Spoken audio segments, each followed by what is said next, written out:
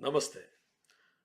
On behalf of Project Self, United Consciousness, I, Dr. Vikrant Singh Tomar, welcome all of you in this global celebration of United Consciousness, International Week of Peace. UNESCO, in its constitution, writes that war begins in the mind of the man. And that's why even the constructs and defenses of peace also needs to be built in the mind of the man. Peace is our birthright. Three kinds of peace. My peace with myself, peace within me. Second, peace with the people around me. And third, peace on the planet, in the world in general. But due to limited identities, it appears that peace on the planet is under great threat. Limited identities of fundamentalism of religion, intolerant thoughts, wealth divide, caste divide, divide on the basis of region, fanatic nationalism, status, color of skin, racism, casteism, divide on the basis of species, human beings consider themselves owner of all the species. Divide on the basis of gender, sex orientation, habitat even. Human beings consider themselves owner of the whole planet and leads to global warming. When this divide, because of these divides, peace which should naturally flow has to be established by forces of peacekeeping. And that's why 25 years ago in United Nations General Assembly, we all as a planet adopted a resolution for culture of peace. And today, we are also celebrating 76th year of Declaration of Human Rights for the people on the planet, where dignity, equality and justice is upheld. But it seems that we didn't improve our progress enough in that. We are seriously off track on Agenda 2030 we set for ourselves. 1 in 8 people globally is still suffering from mental disorder. Suicide is being the second leading cause of death among youth today. But still, global defense budget is twice of the global health budget. International disarmament expenditure is only 0.039% of the annual military expenditure in 2013. So United Nations alone can't do it. And that is why United Consciousness celebrates this United Nations International Day of Peace, which is a sincere attempt to raise the consciousness of the planet.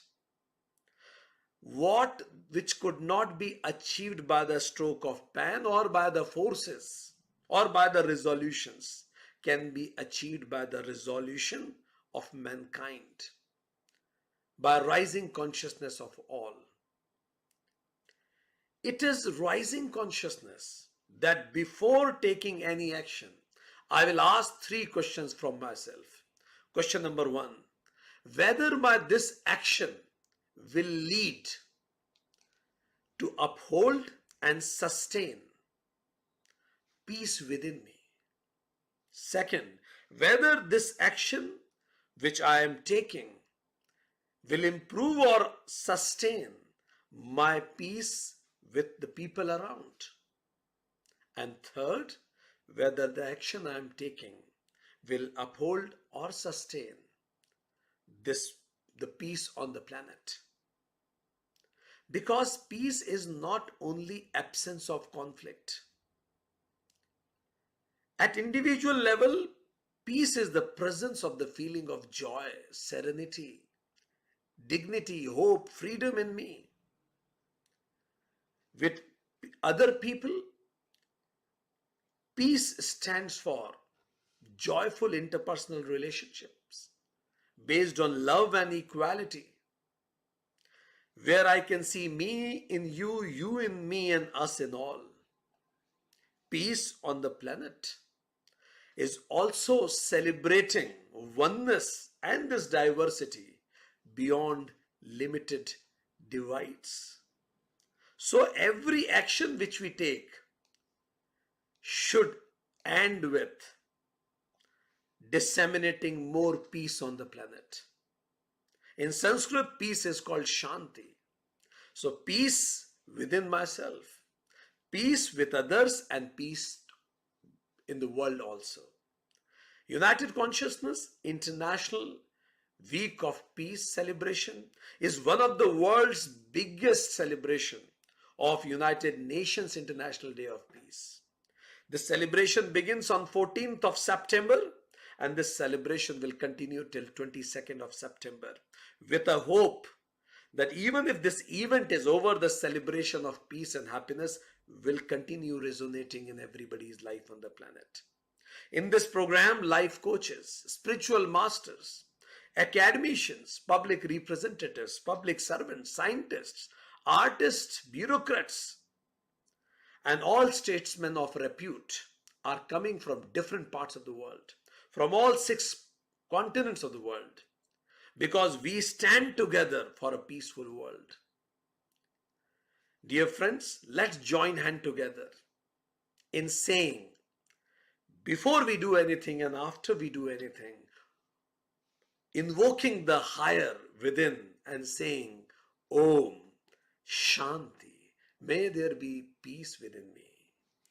Om Shanti, may there be peace around me.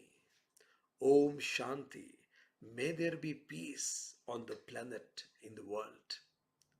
On behalf of Project Self, European Yoga Federation, Yoga Australia, Yoga Vidya Spiritual Council in Africa, AYT, and other important sister organizations of United Consciousness, I welcome all of you to join the celebration for the joy of life. Namaste. I feel pleasured and excited to welcome Mr. Gopalji Mehrota. He is a seasoned strategic HR leader with a wealth of experiences spanning over 3 decades. He excels in partnering with board and CEOs to steer large-scale global transformation, particularly for business at critical junctures. His extensive career encompasses 6 diverse industry sectors, including FMCG, manufacturing, pharma, automobiles, IT, and chemicals. And his hand-on experience in 21 countries has significantly contributed to the growth of business through accelerated global expansion, cultural transformation, mergers and acquisitions. Currently, he leads HR at HMEL, where he is instrumental in driving the transformation of a $12 billion oil and chemical enterprise into a $25 billion integrated energy corporations. His passion for building high-performing teams and nurturing leaders is evident in his role, and he is also an ICF certified MCC coach and mentor to CZOs. Beyond his professional achievements, he is a history enthusiast with a keen interest in the evolution of world civilizations and cultures. As an explorer, he enjoys adventure and nature, often found trekking in the Himalayas or on off-roading trails. His blend of strategic insight, cultural curiosity, and adventurous spirit truly defines his exceptional profile. So, ladies and gentlemen, please put your hands together to welcome Mr. Gopalji Mehrota.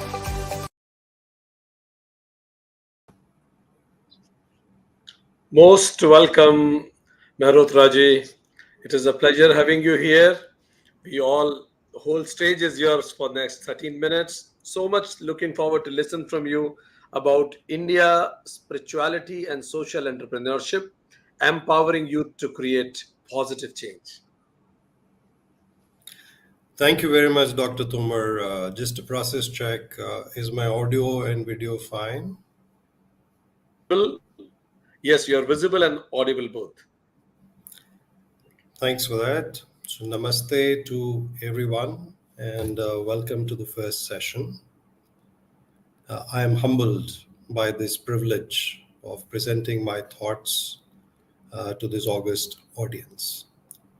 I shall be talking about how do we empower youth to drive positive change through social entrepreneurship. For starters, I would like to present a short 2-minute video.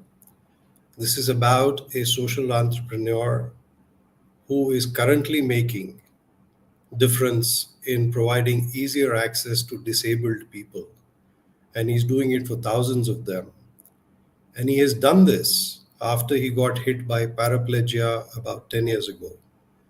And he was encouraged and empowered by his own condition to make this difference in the lives of so many people through his startup, which he calls Ramp My City. Soumya, may I request you to play the video, please? My mantra in life is pretty simple. Don't be a part of the problem. Be a part of the solution. Be the solution.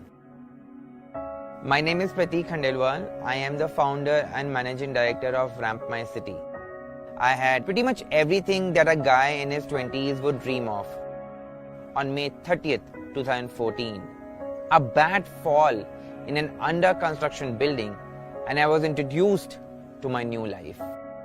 But a lot of people advised me that death would be an easier option than to go through any of this. But I decided I will fight it and I will change it.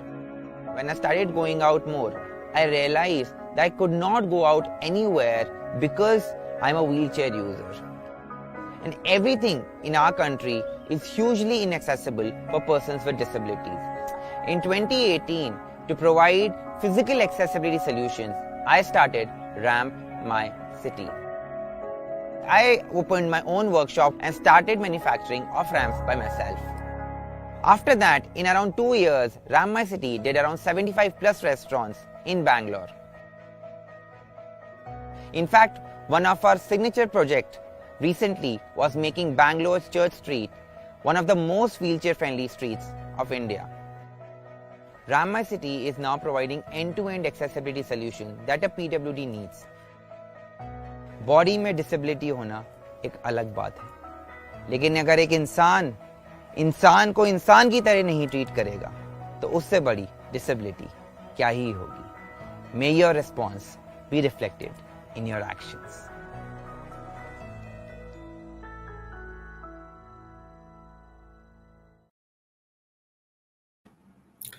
Thanks, Soumya. May I have the presentation up, please?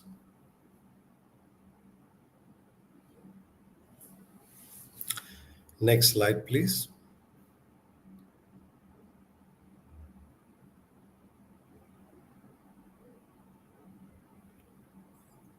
I'm sure the audience is absorbing this. Next slide, please. And this is the young gentleman we just met. Next slide, please.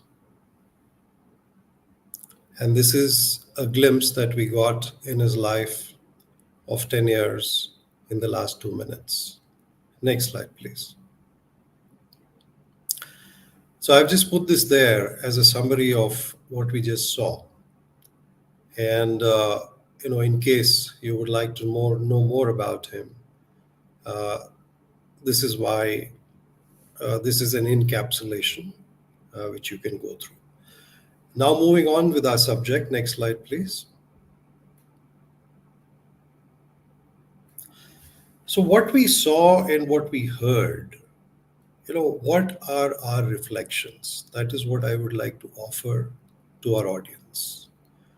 The first is, Prateek felt disheartened. And then, imagine a young man in his 20s and the way he says it. He had everything that life could offer him at that time.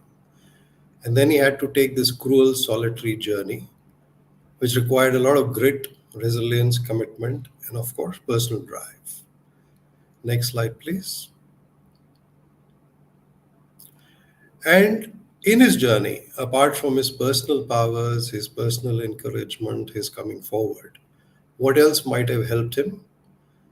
Role models, certain grants, his peer networks, and incubators and accelerators which exist in the startup space. So, this is to summarize and encapsulate what we might learn from Pratik. Now, moving on, next slide. If this story grabbed you, if it resonated with you, my question to the audience, and unfortunately, I'm not able to see you. My question to the audience at this juncture of this presentation is, if you could go back in the mind, in the eye of your mind, to your early years, to your neighborhood, to your community, what is that one change that you would have liked to effect at that time, and why? Hope my question is clear and the slide is visible. Soumya and Vikranji, I will need help in case any member of the audience would like to come forward and present their view.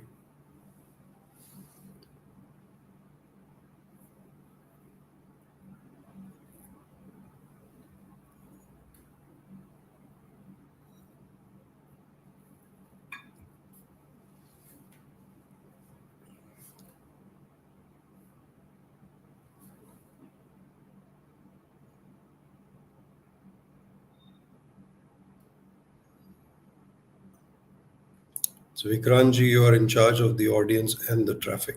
So, do we have anybody who would like to come forward? We got a text bringing education to people. Okay. Would anyone else like to share live on video? I am afraid that will be technically possible, though people are Okay. texting on WhatsApp. Yes. Okay. Okay. No problem. So that's part of our WhatsApp Yes. way of communication now. So thank you very much. Let's move on to the next slide, Soumya.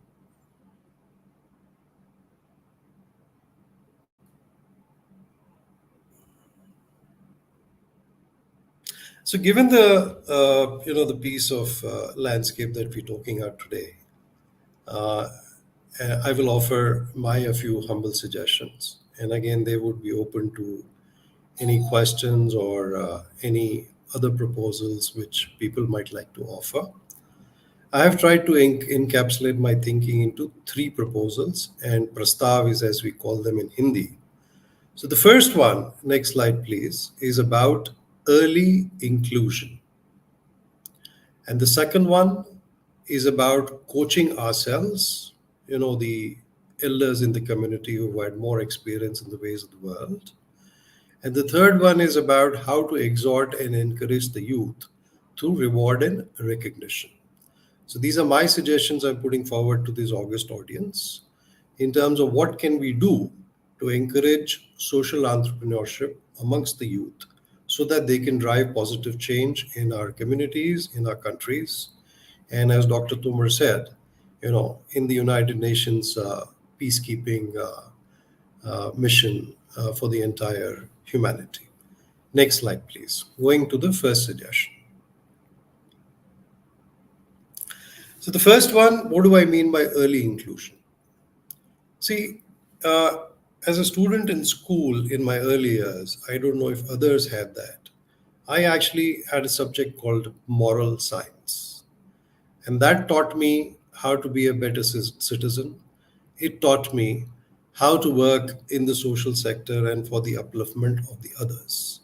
This was early seeding in my mind that I am here for others.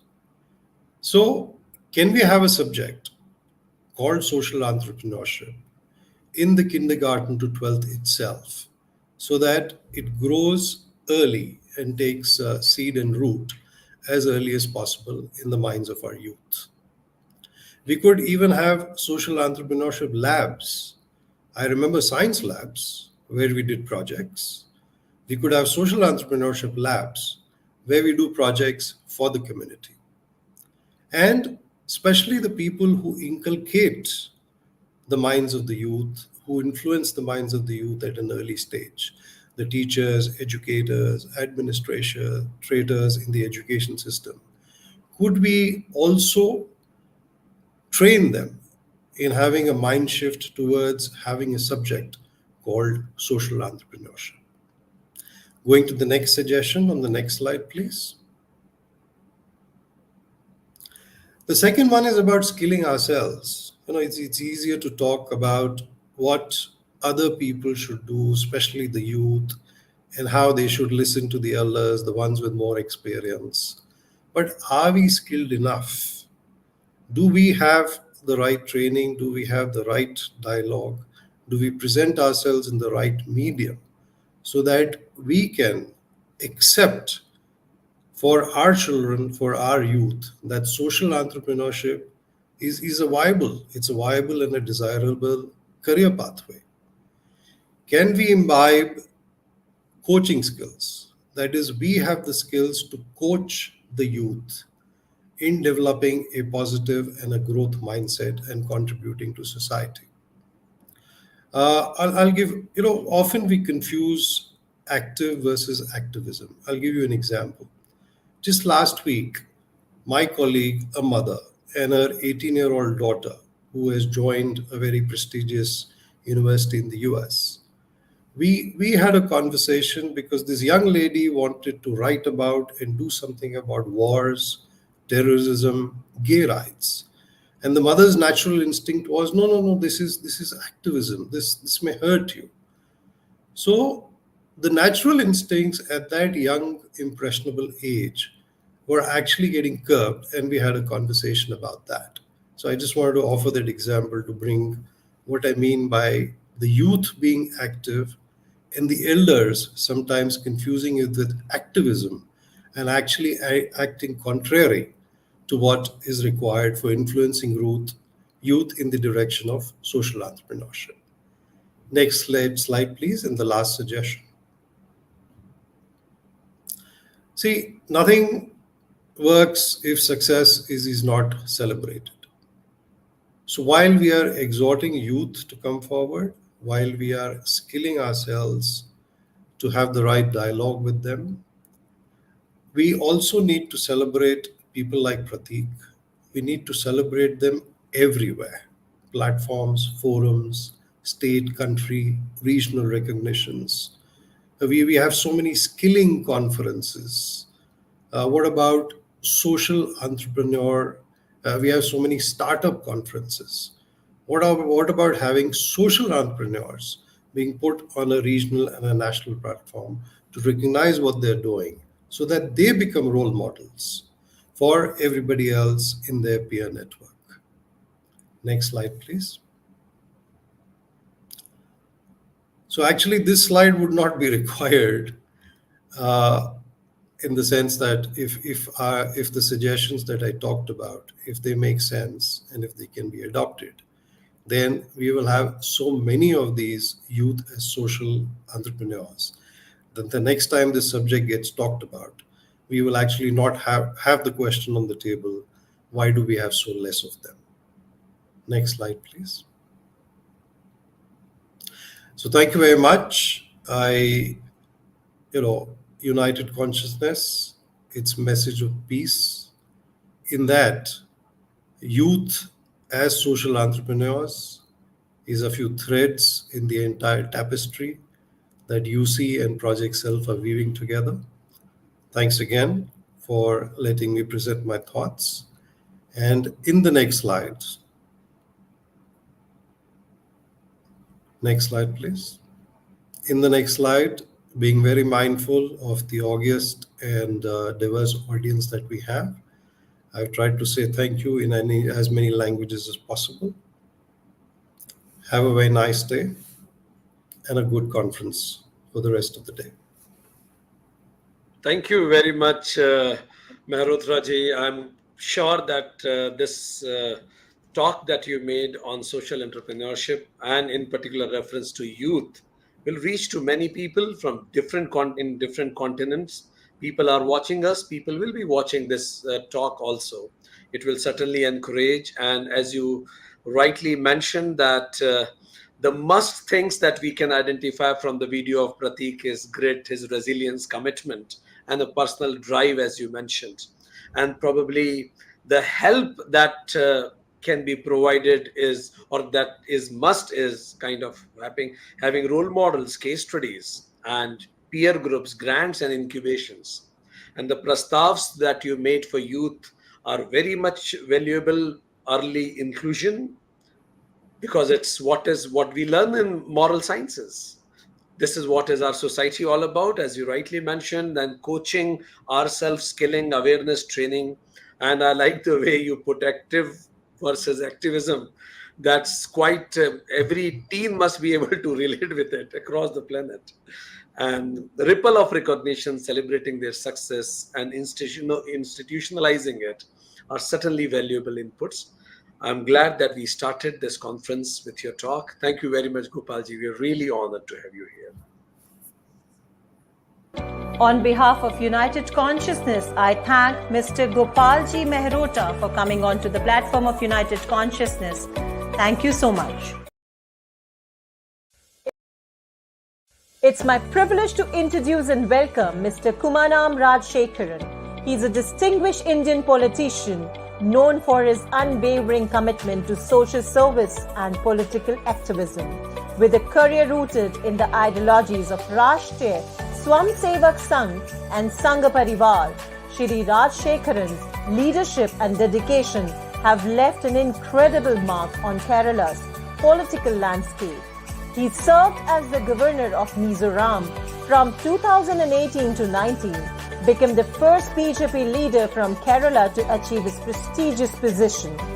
His journey began in 1970, and over the decades, he has led various Hindu organizations including the Vishwa Hindu Parishad and Hindu Akya Vedi, where his efforts to protect religions and cultural heritage were widely acknowledged. His commitment to public service is evident in his activism against issues like Nilakal land encroachment and the KGS Ernakulam International Airport. His leadership in these protests highlights his deep connection to Kerala's heritage and his dedication to preserving it.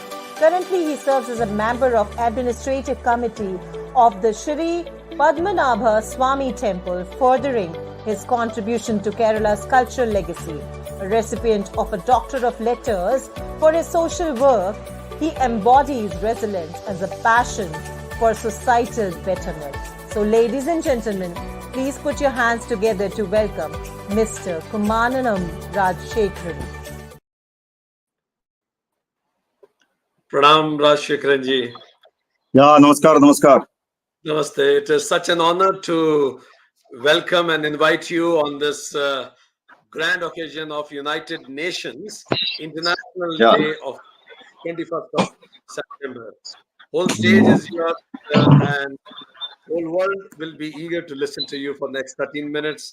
Rajshekharan ji, and the topic Rajshekharan ji will be speaking on is temple economy, integrating spiritual values into economic systems. Over to you, Rajshekharan ji. Namaskar. Eminent panelists, esteemed guests, and my dear friends. It is indeed a pleasure and honor for me to address this August gathering of eminent scholars and personalities assembled here on the fascinating and deeply resonant topic of temple economy, integrating spiritual values into economic systems. At first glance, these two words, spirituality and economy, may seem distinct, even contradictory. However, a closer examination of the historical and contemporary role of temples reveals that These institutions serve as a bridge where spirituality and economics coverage in ways that benefit society holistically. Across cultures and civilizations, temples have not only been centers of worship and spiritual learning, but also key players in local and national economies. By understanding how temples contribute to economic systems, we can explore new pathways for economic models that integrate values like generosity, community welfare, sustainability, and ethical stewardship. In this speech, I will highlight the vital role that temples have played in shaping economies, how they integrate spiritual values into financial systems, and what lessons modern economic frameworks can learn from them. The concept of temple economy is not new. Historically, temples have been hubs of economic activity, driving commerce, trade, and employment. From the ancient temples of Egypt, Mesopotamia, and Greece to the temples of India, China, and South Asia, these spiritual centers have played a critical role in fostering economic development. They accumulated wealth through donations, land endowments, and offerings, which were then reinvested into the local community through employment and charitable works. In ancient India, temples were not just places of worship, but also managed large areas of agricultural land. The revenue generated from these lands was used to sustain the temple, fund charitable activities, and support artisans and craftsmen. Temples were also involved in banking and leading, acting as repositories for wealth and providing financial services to the community. The financial ecosystem they cultivated was rooted in ethical principles, emphasizing generosity, fairness, and community welfare, spiritual values that are often absent in modern economic models. A temple economy integrates spiritual values into economic systems in ways that extend far beyond the transaction. The fundamental principle that underpins temple economies is the idea of dharma, or righteousness, a commitment to doing what is right for society as a whole rather than focusing solely on profit maximization. This principle manifests in various forms, each of which contributes to a balanced, value-driven economic system. So the temples are often at the forefront of redistributing wealth, ensuring that the resources they accumulate benefit the broader community. Many temples run kitchens that feed thousands of people daily, regardless of caste, creed, and economic status. This system of giving ensures that wealth does not remain concentrated but circulates back into society. Temples have long practiced sustainable development, maintaining a balance between economic activity and environmental stewardship. The sacred groves, ponds, and gardens maintained by temples across India, for instance, serve as ecological reserves. The principles of ahimsa, non-violence, and respect for nature guide temple management practices, ensuring that economic activity does not come at the cost of environmental degradation. In an age of climate change, these ancient practices offer valuable lessons on integrating sustainability into modern economic models. The temple economy also incorporates ethical practices that encourage business to operate with a conscience. In traditional temple towns such as Tirupati, Rameswaram, Varanasi, local business thrive by serving pilgrims. However, these enterprises are often guided by the spiritual ethos of the temple, ensuring that trade is fair and that pilgrims are not exploited. This creates a sense of trust and mutual respect between traders and consumers, fostering long-term economic stability. Temples have historically been significant employers, providing jobs to priests, artisans, craftsmen, laborers, and even musicians and artists. These jobs not only support the local economy, but also preserve cultural and spiritual emancipation and the revival and conservation of heritage. For instance, the intricate stone carvings and metalwork found in many ancient temples are the result of skilled labor, and also that passed down through generations. Temples therefore contribute to the preservation of traditional crafts and skills while offering economic opportunities. Another essential element of the temple economy is the creation of social capital. Temples serve as gathering place for communities, fostering a sense of belonging, unity, and shared purpose. The economic activities that take place around temples often supports local businesses and contributes to the well-being of the entire community. This is not just about financial transactions, but about building a network of relationships based on trust, reciprocity, and shared values. The temple economy, therefore, supports a model of economic growth that is deeply rooted in the social cohesion and community welfare. What can modern economic systems learn from the temple economy? In today's world, economies are often driven by competition, profit, and consumerism, which can lead to inequality, environmental destruction, and social fragmentation. The temple economy offers a different model, one based on cooperation, ethics, and long-term sustainability. Here are a few key lessons. Modern economies can benefit from placing ethical considerations at the core of their business models. Just as temple integrate spiritual values like compassion, fairness, and generosity into the economic activities, business can adopt frameworks that prioritize social and environmental responsibility alongside financial success. So a focus on redistributive practices are seen in the charitable work of temples can help address growing inequality in today's world.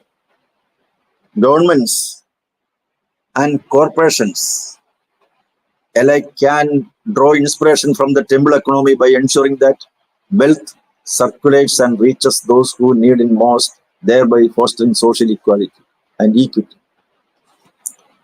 The temple economy's emphasis on sustainability is particularly relevant in an age where climate change and resource depletion threaten the future of our planet.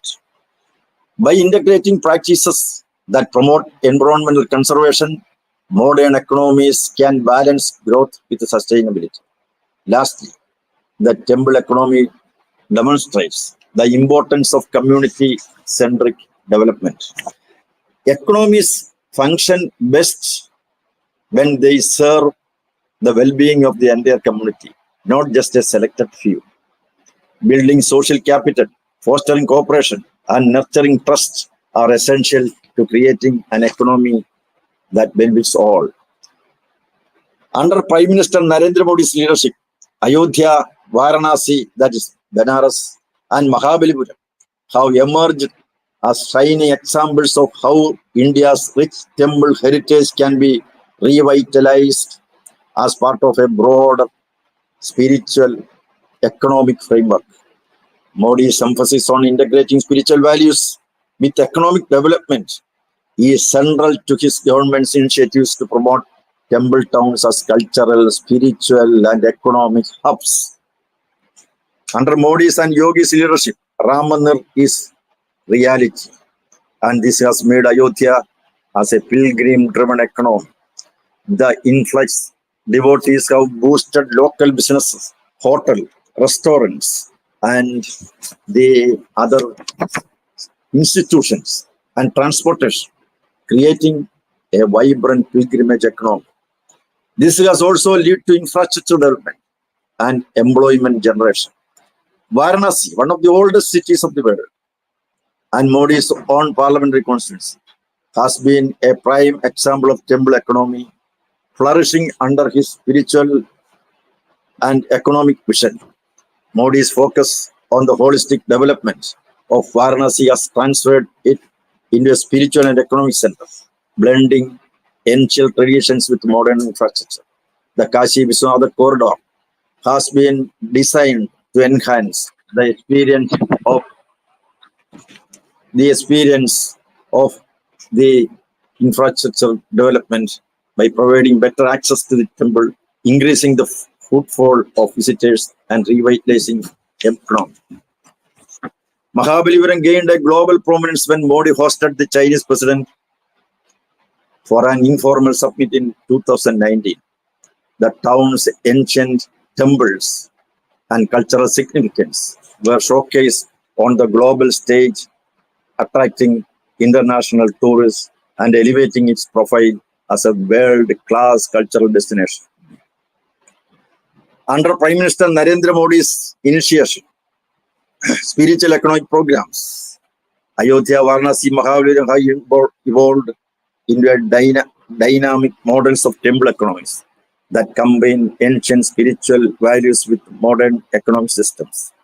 These cities demonstrate how religious and cultural heritage can serve as powerful economic engines, driving tourism and employment and local commerce while promoting ethical, sustainable, and inclusive growth. In the context of Kerala's temple economy, the Guruvayur, Sri Padmanabha Swami temple, Shabarimala temples play pivotal roles in generating substantial revenues that contribute to the state's financial well-being. The Guruvayur temple, one of the most visited pilgrim sites in South India, attracts millions of devotees annually. The temple earns revenue through offerings, festivals, donations, sales of prasadam, which sustain its extensive charitable activities and infrastructural development. Similarly, Padmanabha Swami temple, known as its wealth and historical significance, is not only a major religious center, but also a tourist attraction, generating income through entrance fees, tourism-related business, and temple-run enterprises. Shabarimala, in particular, is a seasoned powerhouse in Kerala temple economy. During the annual pilgrimage season, millions of devotees from across India, particularly from the southern states, travel to the sacred shrine, bringing significant economic activities to the state. As per the Motor Vehicles Department, nearly 20 lakh vehicles enter Kerala during the Shabarimala pilgrim season, reflecting the scale of inflow. The transportation, hospitality, and tourism sectors experience a substantial boost in revenue, alongside the increased demand for a local business and services. Thus, it is estimated that there is an inflow of rupees 1,000 crores rupees to the Kerala economy due to the Shabarimala season every year. So, the Shabarimala itself, the total income there will come out, for the revenue income will come out rupees 10,000 crores of rupees. The cumulative economic benefits from the Guruvayur, Padmanabha Swami temple, Shabarimala temples extend beyond religious offerings. They fuel various sectors such as transport, retail, hospitality, and tourism, contributing to Kerala's GDP. The temple economy integrates spiritual and economic dimensions, as these pilgrimage sites not only fulfill the religious aspirations of the devotees, but also act as catalysts for large-scale economic activity, supporting jobs, enhancing state revenues. Similarly, the religious activities of the Indians also generate many microeconomic activities. As estimated, 15 crore domestic pilgrims in India trigger the sale of hundreds of religious artifacts, which add a sizable contribution to our economy. Many religious artifacts across the country have become famous for their aesthetic and decorative values. The temples of our country turns the wheels of country's economy. Once again, I say, the temples of our country turns the wheels of the country's economy. It is estimated that the religious trips share 2.32% in GDP, with the temple economy itself contributes to 3.02 lakh crore. This NSSO data reveals that Indians do more pilgrimage than business trip and spend more on pilgrimage than traveling for education purpose. Expenditure on the religious travel, rupees 1,316 crore per day, and annual expenditure on religious travel is rupees 4.74 lakh crore. Ladies and gentlemen, in our fast-paced modern world, the integration of spiritual values into economic systems may seem like a utopian ideal. But I can surely say that the temple economy shows us that it is not only possible, but also practical. By drawing upon principles of charity, sustainability, ethical practice, and community building, temples have long served as examples of how economies can function in harmony with spiritual values. As we look forward toward the future, we must ask ourselves, can we build an economy that is not only efficient but also ethical? Can we foster growth that does not come at the expense of environment? Can we ensure that wealth is distributed in a way that benefits all members of society? The answers to these questions lie in the lessons of temple economy. I may underline once more, the answers to these questions lie in the lessons of the temple economy. It is time we embrace this ancient wisdom and integrate spiritual values into our economic systems, creating a future where prosperity and spirituality coexist in balance. Thank you very much. Thank you very much, Rajshekharanji. I must acknowledge this, that it is the finest talk I heard about temple economy, and we all, including me, had respect towards temple economy, but how scientifically and with facts and figures, when you mentioned it, it is very inspiring. You noted down so many aspects which will prosper with this temple economy. I personally have visited Jatayu in Kerala, and which happened due to your initiative. And I must tell to all the audience from different parts of the world, whenever you visit Kerala, do visit Jatayu near Trivandrum. And the best thing I loved about Jatayu temple, or that pilgrimage site, is it is dedicated to women safety.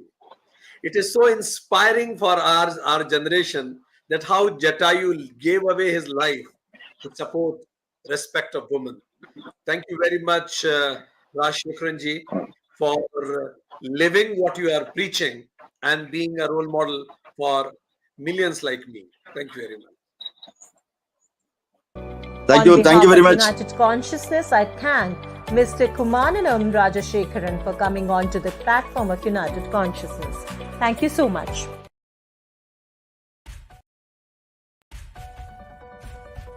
With deep respect, I present to you Dr. Ashish Pandey. He is professor with Sailesh J. Mehta School of Management, Indian Institute of Technology, Bombay, Mumbai, where he teaches courses related to organization development, human resource management, self-management and leadership. Dr. Pandey has delivered more than 100 consulting and long-term training projects for the organization and leadership development across industries and for institutions of higher education in last 20 years. He has published more than 50 research articles in the field of yoga and positive psychology, spirituality at workplace, mindfulness, business and society interface, shared leadership and responsible leadership in globally reputed journals including Journal of Management, Journal of Business Ethics, Personal Review, etc. He has co-edited the volume on Indigenous Indian Management published by Palgrave Macmillan. His research is recognized with awards and fellowship at forums held at Indian Academy of Management, Academy of Management USA, Flowers Center of Case Western University, Indian Institute of Science, etc. He is a co-founder of www.dharmwiki.org and www.panchakoshawellbeing.in. So, ladies and gentlemen, please put your hands together and welcome Dr. Ashish Pandey. Welcoming our friend is always a matter of joy. Ashishji, so happy and honored to have you here to speak on India integrating ancient wisdom into modern education for holistic development. Next 13 minutes are all yours. All stage is yours. Thank you. So thanks very much to the United Consciousness and all the leaders uh, who are behind this organization and behind this program. This is a pleasure to interact with the August gathering. And as the topic suggested, I am going to share on some of the very interesting experiments we have been conducting on how to integrate the ancient wisdom in the higher education. So it started about 20 years, not 20 years actually, 10, 12 years ago, at the occasion of the 100th year celebration of Harvard Business School. A project was commissioned under the leadership of Professor Shrikant Datar, and he looked at with two of other colleagues on state of management education and what can be done next. And in that work, they talked about three things: management education for knowing, for doing, and for being. And with the survey, they found that it was observed that there was much less component on the being part. And but there are some very interesting courses in Stanford and MIT where the focus is actually on the being, imbibing certain values which are overarching, which are very important in the field of management and whatever subfield person joins. We were pleasantly that was the same time when we got hold of this work. That was the same time our school also undertook a restructuring of the course. I had opportunity of coordinating that effort, and we introduced certain workshop course independently, and one of them was self-awareness and relating with world. We included mindfulness, yoga-based practices, and as mentioned, I am a part of a engineering and technology university. And if you introduce something and people expect that you give empirical evidences of what you have introduced is working or not. So we thought that the existing issues and challenges which are faced by our students and generally observed in the field of management, those, if we are able to tackle through the ancient wisdom, ancient practices arising out of that wisdom, that will be a useful outcome, that will be a demonstrable thing. So first thing we looked at was the issue of reasoning of their action. There's one thing called ethical behavior. Ethical behavior is meaning you act ethically, but equally important is uh, what is the thinking behind any action. If thinking is correct, then uh, uh, there's a likelihood that we make right choices, and we make the ethical decisions. So moral reasoning was something which we thought it's a deeper substratum, it's a deeper layer of consciousness, deeper than the action. So we looked at the moral reasoning as a desirable outcome. And we looked at the the psychological process because in the scientific research, it is not only sufficient to demonstrate that a certain variable is affected by a certain intervention, is associated with the certain intervention. We need to identify the pathway. We need to identify the mechanism. So first we have to identify the mechanism, and we looked at the moral reasoning is it can be increased with the compassion and can be decreased with the bias, and both of these factors are affected by mindfulness. Mindfulness is an interesting thing because it has a trait-like character, it has a state-like character both. So it is trait-like, so it stays for some time, the personality, and the trait-like because it can be influenced, it can be manipulated, it can be kind of increased with the conscious effort. So we did this, and we so moral reasoning is assessed through case studies, followed by 7 questions. Those questions are then the qualitative responses are converted into quantitative responses, and we found that there was a significant rise in the experiment group in the which practiced mindfulness even just 7 weeks. So that was a very encouraging finding. It was published in the Business Ethics European Review. We also looked at some of the, then the next thing was, can we see something at the behavioral level? So the one of the aspects of the behavioral level which can be demonstrated, which can be observed in the educational setting, is the helpfulness. If I am a helpful person, if my altruistic behavior is observable level, then there is a possibility that I will have that in my attitude, and that will be reflected in my responsible behavior in the business decisions. So we looked at the altruistic behavior, and it was not the self-report thing, it was reported by the colleagues. And we again looked at the yoga based practices. We developed a protocol which is like a 25 minutes protocol, which includes some loosening of the body, shaking, tapping, and then followed by pranayam, the 4 pranayam, the anulom vilom kapalabhati, brahmari, followed by samatha meditation.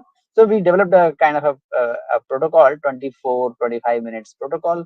We conducted that with the multiple groups, and we examined the impact of this protocol on the experimental group on various aspects. So first of that was psychological capital. That is a combination of hope, resilience, efficacy, and that in turn affects the altruistic behavior. And the in the 2 experiments, it was consecutively found that in the 2 years we could see that there was a positive impact of following this yoga protocol. Even for the 7 weeks, the impact was visible. So one of the kind of contributions of our team is to trace the psychological pathways, how the yoga based practice, how the yoga and positive psychology are connected conceptually, and then we examined it empirically. Then we had a kind of half a dozen studies on impact of yoga based practices on the creative problem solving, on conflict handling, on brahma vihar, which is a general positive attitude towards life, matching karuna with apeksha.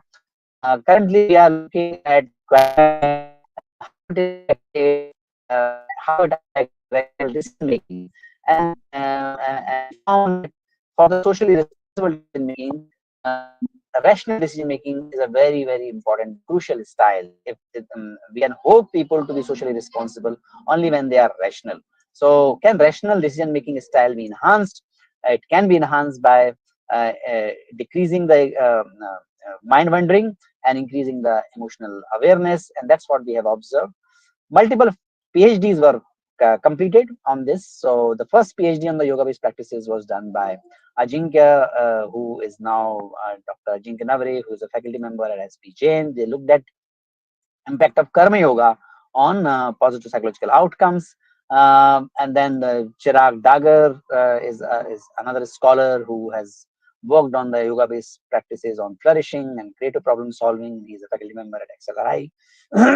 Jamshedpur, one of our current scholars is working on decision making and yoga based practices. So you can see that some of these works which is started with our commitment to the wisdom tradition and practices arising from that also reached to the international publications and the research. And then we reached to a stage where we thought that why this knowledge should not be productized, why this cannot be made available to the wider audience. So in order to reach out to the wider audience, we developed a course which is streamed on the NPTEL National Program for Technology Enabled Learning. That is and NPTEL courses are supported by AICT, UGC, and the students who conduct, who participate in these courses, who complete these courses, they get the academic credit. About 7,000 students every semester take this course.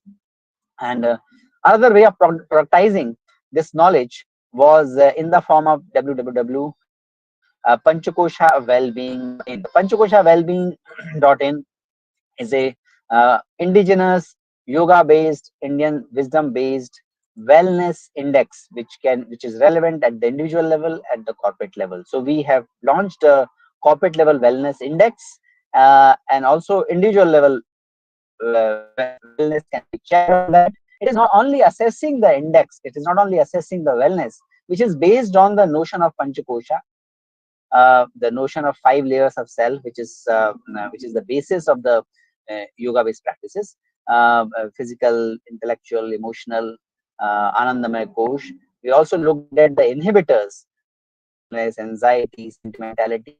These are the inhibitors which pull back our mental health, and these are the and 5 are the well-being. They build our they are the foundation of our well-being. At the synthesis of this, at the treatment of these scores, we come up with the wellness score. These wellness scores can be aggregated, and the corporate index, wellness index, can be calculated. We not only do the assessment of the index, we also they will also suggest what are the specific 4 interventions at different levels which are useful for the user to reach the next well-being. And if as the score changes, the interventions also change. So if you are at the flourishing zone, you need to do something which to maintain the flourishing, and if you are in the languishing zone, you need to reach to the moderate level of flourishing, higher level of well-being. So for everybody, there are interventions very well scientifically identified, arising from the cognitive psychology, from the positive psychology, from the yoga-based practices, from the Ayurveda. So these interventions are identified. So this has been our journey of thinking about the current problem, integrating the wisdom tradition, using those practices in our education, resulting into converting that into a research output, and then also an output which is public facing, which is kind of available for the large number of people. So this has been our journey in the School of Management at IIT Bombay. I'm really thankful again to the organization, the United Consciousness, for Vikrantji for giving me the opportunity to share these things with the August. Thank you very much. Thank you very much, Ashish ji. And we recommend people to watch Dharma Pedia also, and panchkoshawellbeing.in, as Ashish ji mentioned. They have done path-breaking work in promoting ancient wisdom in modern living. And yes, when it is empirical, based, backed by scientific research, it increases our trust in what our forefathers have been telling us. Thank you very much, Professor Pandey. Thank you very much. Thanks very much. Thanks. On behalf of United Consciousness, I thank Professor Ashish Pandey for coming on to the platform of United Consciousness and sharing his views. We are delighted to introduce Ms. Renu Gupta, an esteemed yoga teacher with a distinguished career spanning from 2017 to the present date. Her dedication to yoga and holistic health is evident through her diverse roles and achievements. She currently conducts yoga online classes through the platform of Project Surf United Consciousness starting from March 2024. She has also been actively teaching physical yoga classes at Kesar Exotica CHS Limited since 2018, reflecting her ongoing commitment to fostering wellness in her community. Her adaptability and resilience were particularly evident during the COVID-19 pandemic, where she conducted online classes for up to 2 years, ensuring continuity of practice for her students. Her extensive experience includes leading summer yoga classes at Bharati Vidyapeeth, Navi Mumbai, and regular sessions at the residential colony of Gas Authority of India. She organized a special session on Surya Namaskar training participants to achieve the target of 108 Surya Namaskars and instructing a batch for children in the practice. Her expertise is supported by the Master of Arts in Yoga Shastra. She is also certified level 2 yoga teacher by the Indian Yoga Association, supported by the Ministry of Ayush and Quality Council of India. Additionally, she holds a diploma in yoga education from Yoga Vidya Niketan and a Masters of Arts in Hindi and from Maharishi Dayanand University. So, ladies and gentlemen, please put your hands together to welcome Ms. Renu Gupta.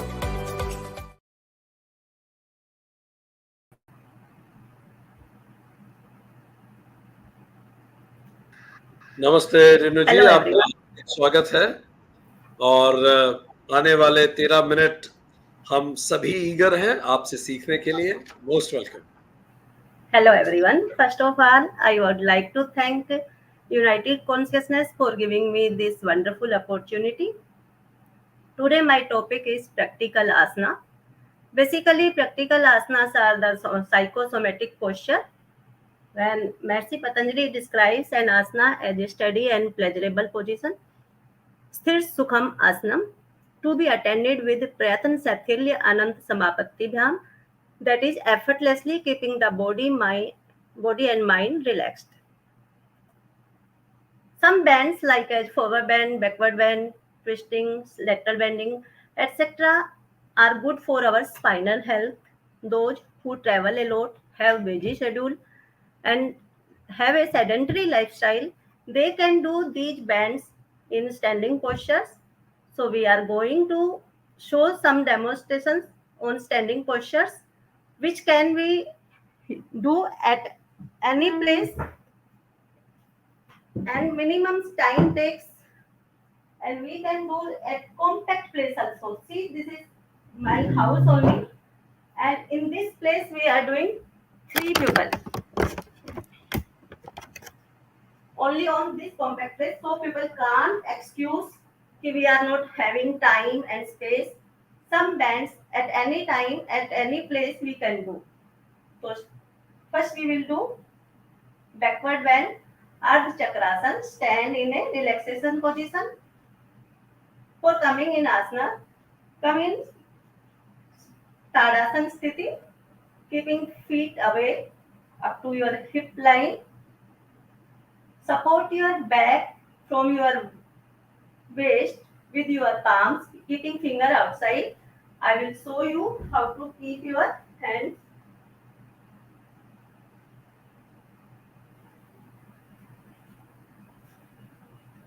Contract your elbows.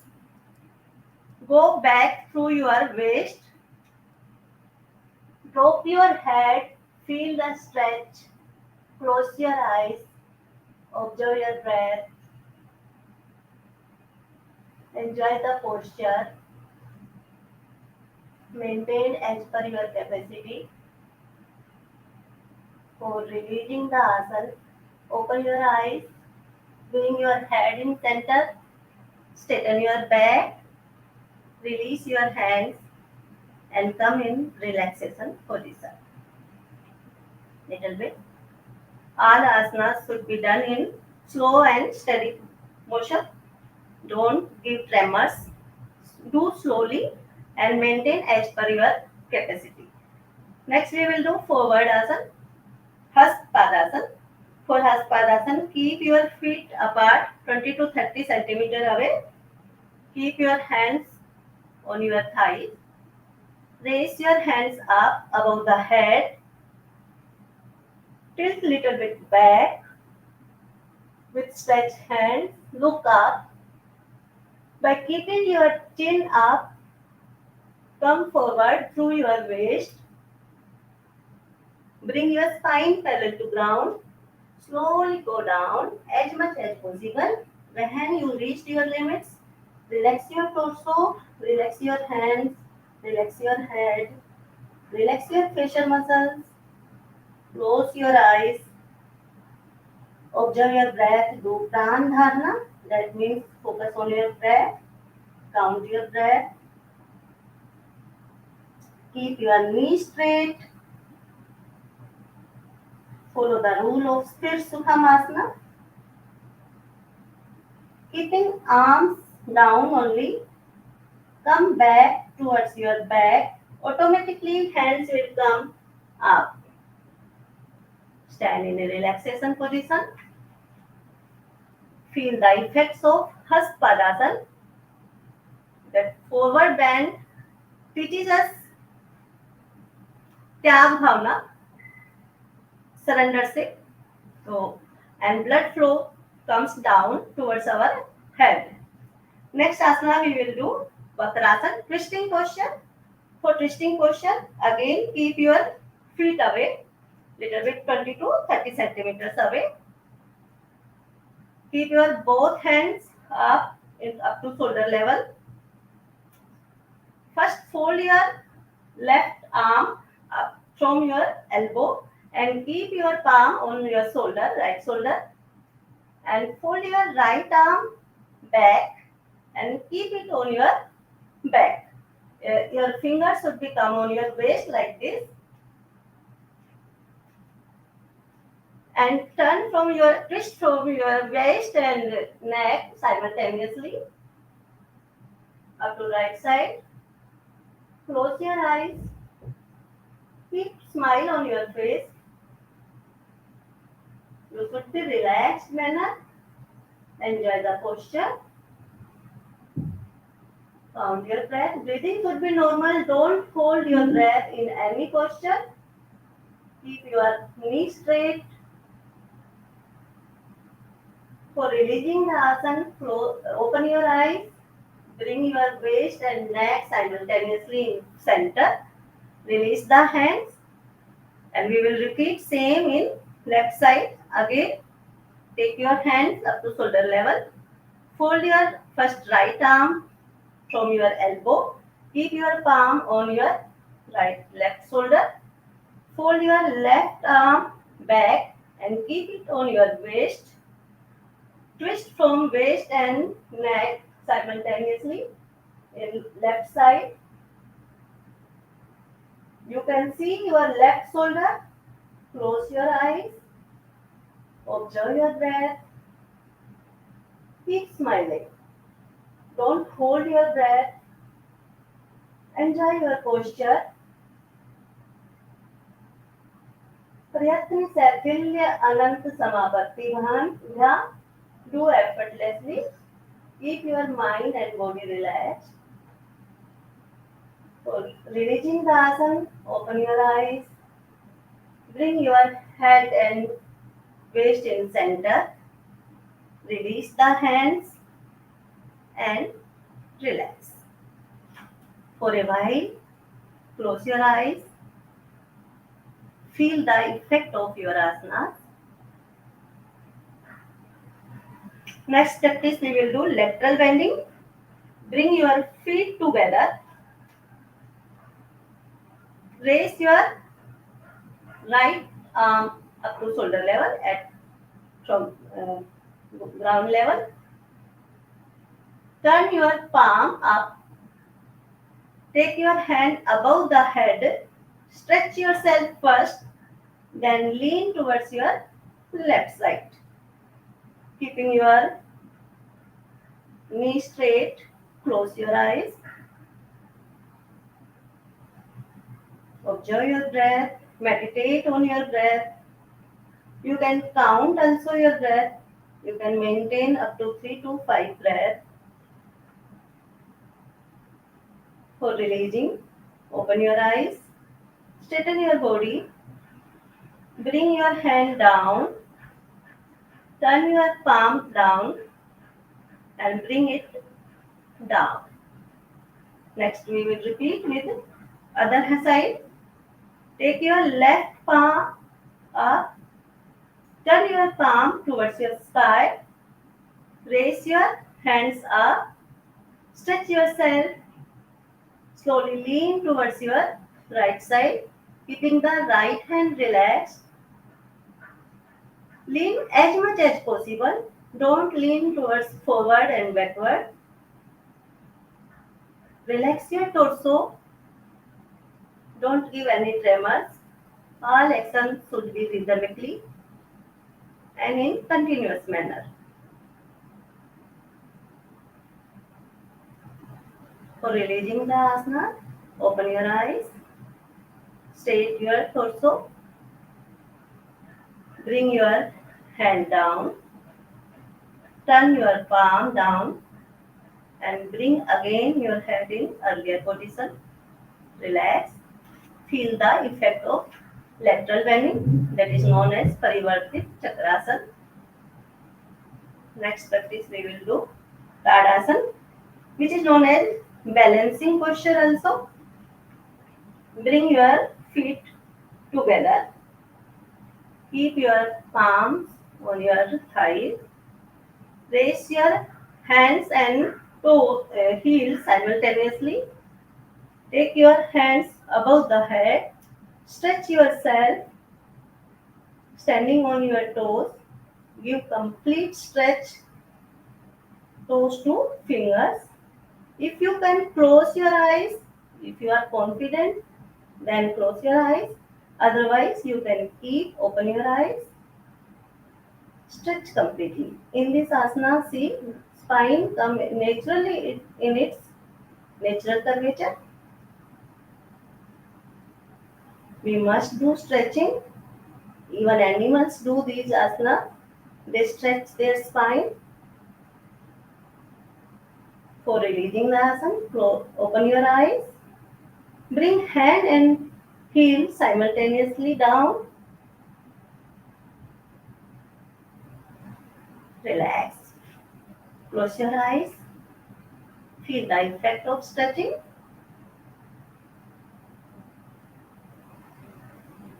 Next practice we will do Trikonasana, that is sideways bend. Keep your feet apart, 2 to 3 feet away. Turn your right foot towards your right side at 90-degree angle. Raise your hands up to shoulder level. First stretch yourself towards your right side, then bend towards your right side. Go down as much as possible. Look up, keeping both hands in a one line. Don't bend forward and backward like this. Your head should be in the line of toes. Close your eyes. Before releasing the asana, open your eyes. Straight your body. Come up. Next, bring your foot in front. Turn your left foot towards your left side. Stretch yourself first, then go down. Keeping your both knees straight. Look up. Close your eyes. For releasing the asana, open your eyes. Release the asana with the hands, come up. Release your hands. Bring your feet together. Release. Feel that effect of asanas. I think my time is okay. Time is there. Then we can do another balancing posture, tree pose. Uh, Time is there, sir. We can yes, go. yes. No, time is up. Time is up. Okay. Time Time is is up. over. Time is Okay, up. Yes, yes. okay, sir. Thank you very much, Thank. Renu Gupta ji. And I think it was very nice. And being physically fit and have all our pranas in our control is certainly very much needed. Thank you very much for guiding us and leading us through this journey. And would like to thank you both of the participants also. May I know that, please? Thank you, sir. Thank you. Thank you very much. Thank you, sir. Thank you. On behalf of United Consciousness, I thank Ms. Renu Gupta for coming onto the platform of United Consciousness. Thank you so much.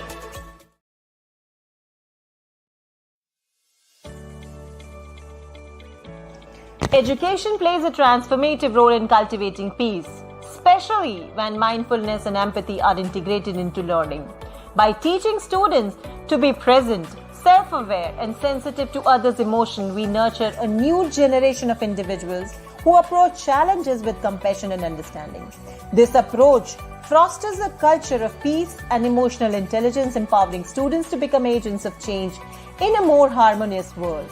So, ladies and gentlemen, let's discuss in the panel about education for peace, integrating mindfulness and empathy. Our next panelist is Ms. Ayanok Choi Hantke. She has started yoga in 1996 after recovered her post-traumatic stress disorder in 2001, had established yoga into World Institute of Body and Mind. She is doing interdisciplinary research integrating communication, cultural studies, psychology and yoga therapy, aiming to resolve post-traumatic growth. She finished her PhD programs at School of Media, Songang University, Korea. She is founding member of Global Consortium on Yoga Therapy, Vice President of International Association of Integrated Therapy, and member of Asia Yoga Therapy Association. She has taught yoga therapy for the severely developed disabilities, mental disorders, prisoners, terminal cancer patients, the elderly with dementia and hemiplegia after stroke. I feel excited and honored to welcome Mr. Sai Sambat. Mr. Sai Sambat is a servant of the divine with an unwavering commitment to the experiencing wholeness in oneself and others. His psycho-spiritual evaluation spans 3 decades. In the early 1990s, intense process work over 5 years at the Indian Society for Individual and Societal Development enabled him to resolve much of psychological conditioning and to embark on a lifelong spiritual journey. His close association with realized spiritual masters has provided him with the gift of non-evaluative and non-judgmental awareness and evolved levels of psycho-spiritual, socio-cultural and ecological coherence. Sai has served as the chairman of the Constitution Committee, Indian Society for Individual and Social Development. He was also engaged in community building and marketing development for bell metal craftsmen in Kerala. Sai's professional expertise encompasses learning architecture, leadership development, knowledge management, and organizational development. Sai has served as the head of knowledge management and leadership development in Pegasus Academy and Consulting. Among other things, he has co-created an organizational cone model for achieving value, culture, strategy alignment and collaboration with the client.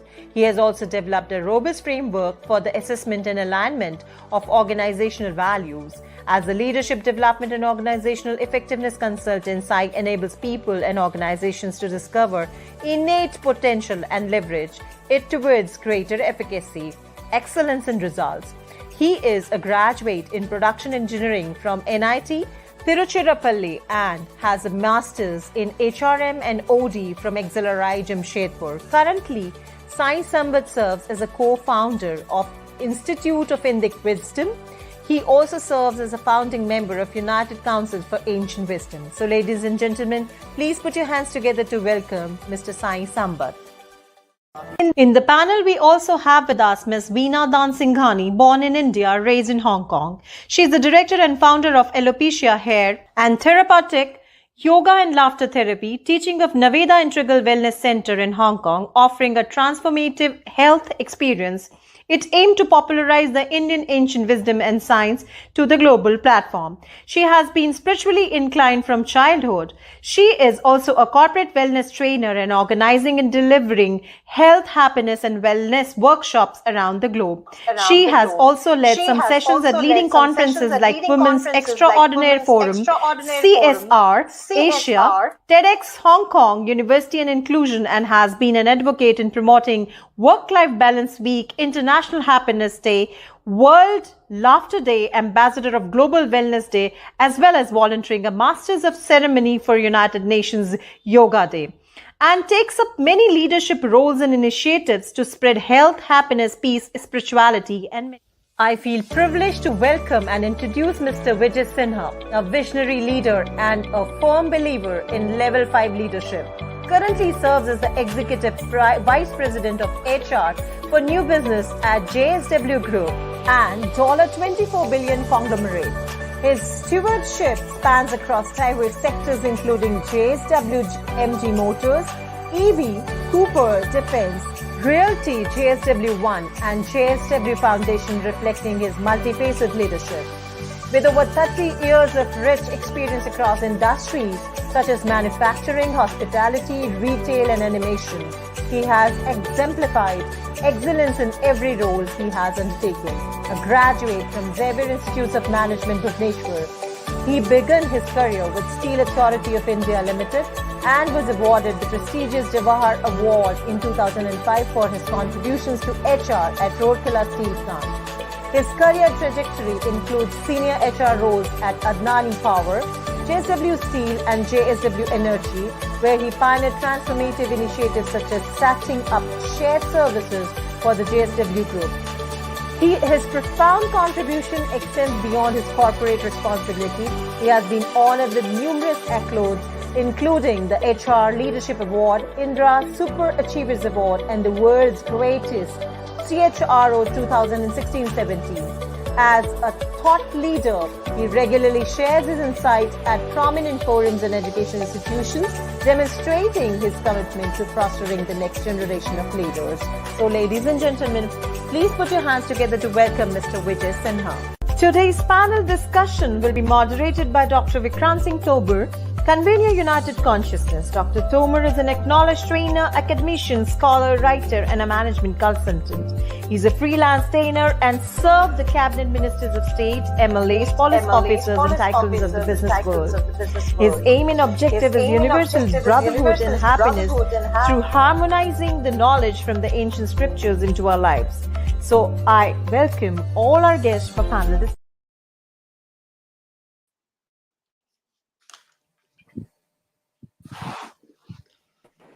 Namaste, namaste everybody. We acknowledge your presence. Namaste.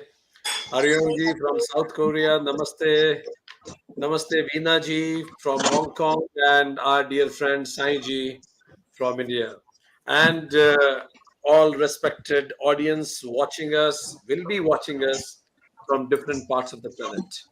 Dear friends, we are going to have a panel discussion on the topic Education for Peace, Integrating Mindfulness and Empathy.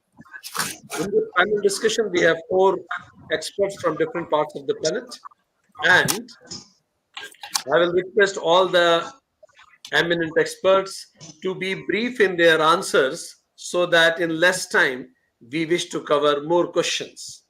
So that we can take relatively more questions.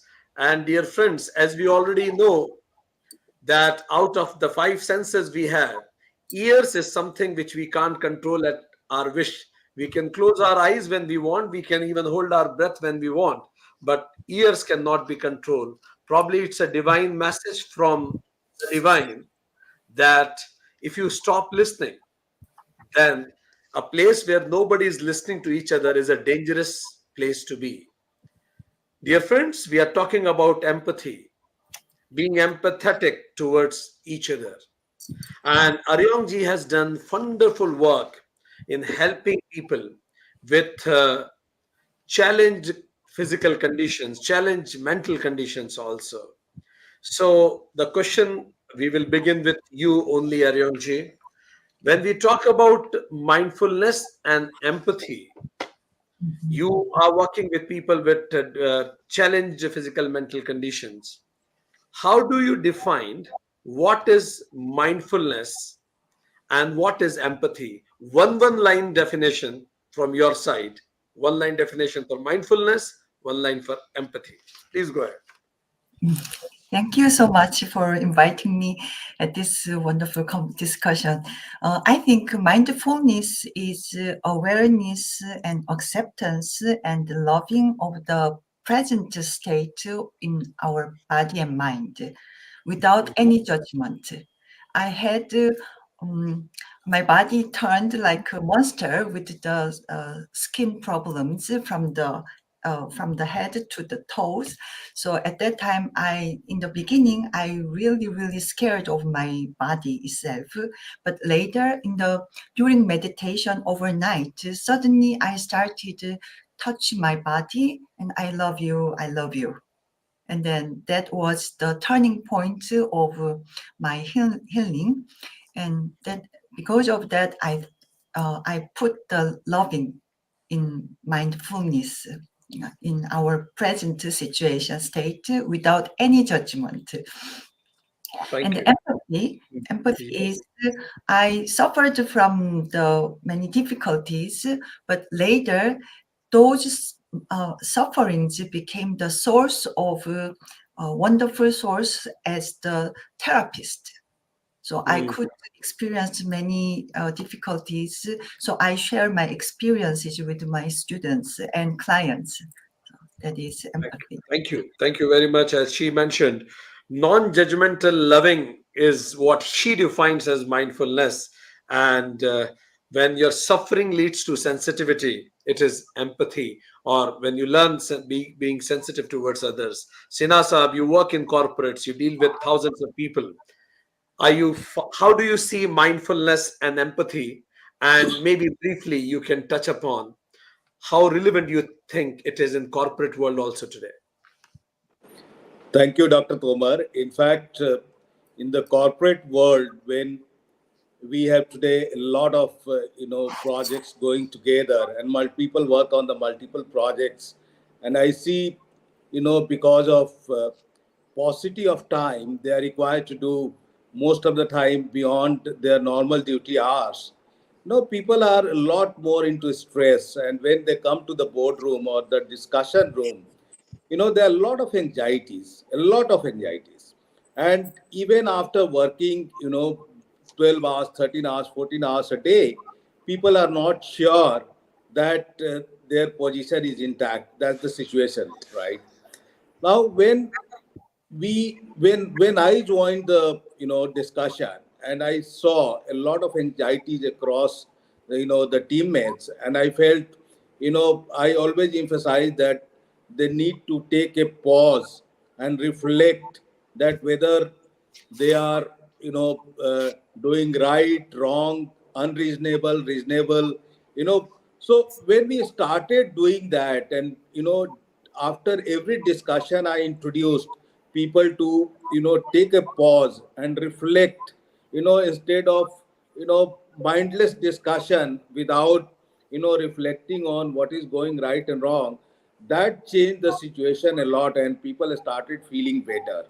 And from there, we started experiencing, without having any formal education on mindfulness, we started thinking that once you take a pause and reflect on your things which you are doing, that calms you down and that helps you perform better, and you start appreciating the perception of others, and you become a truly inclusive team.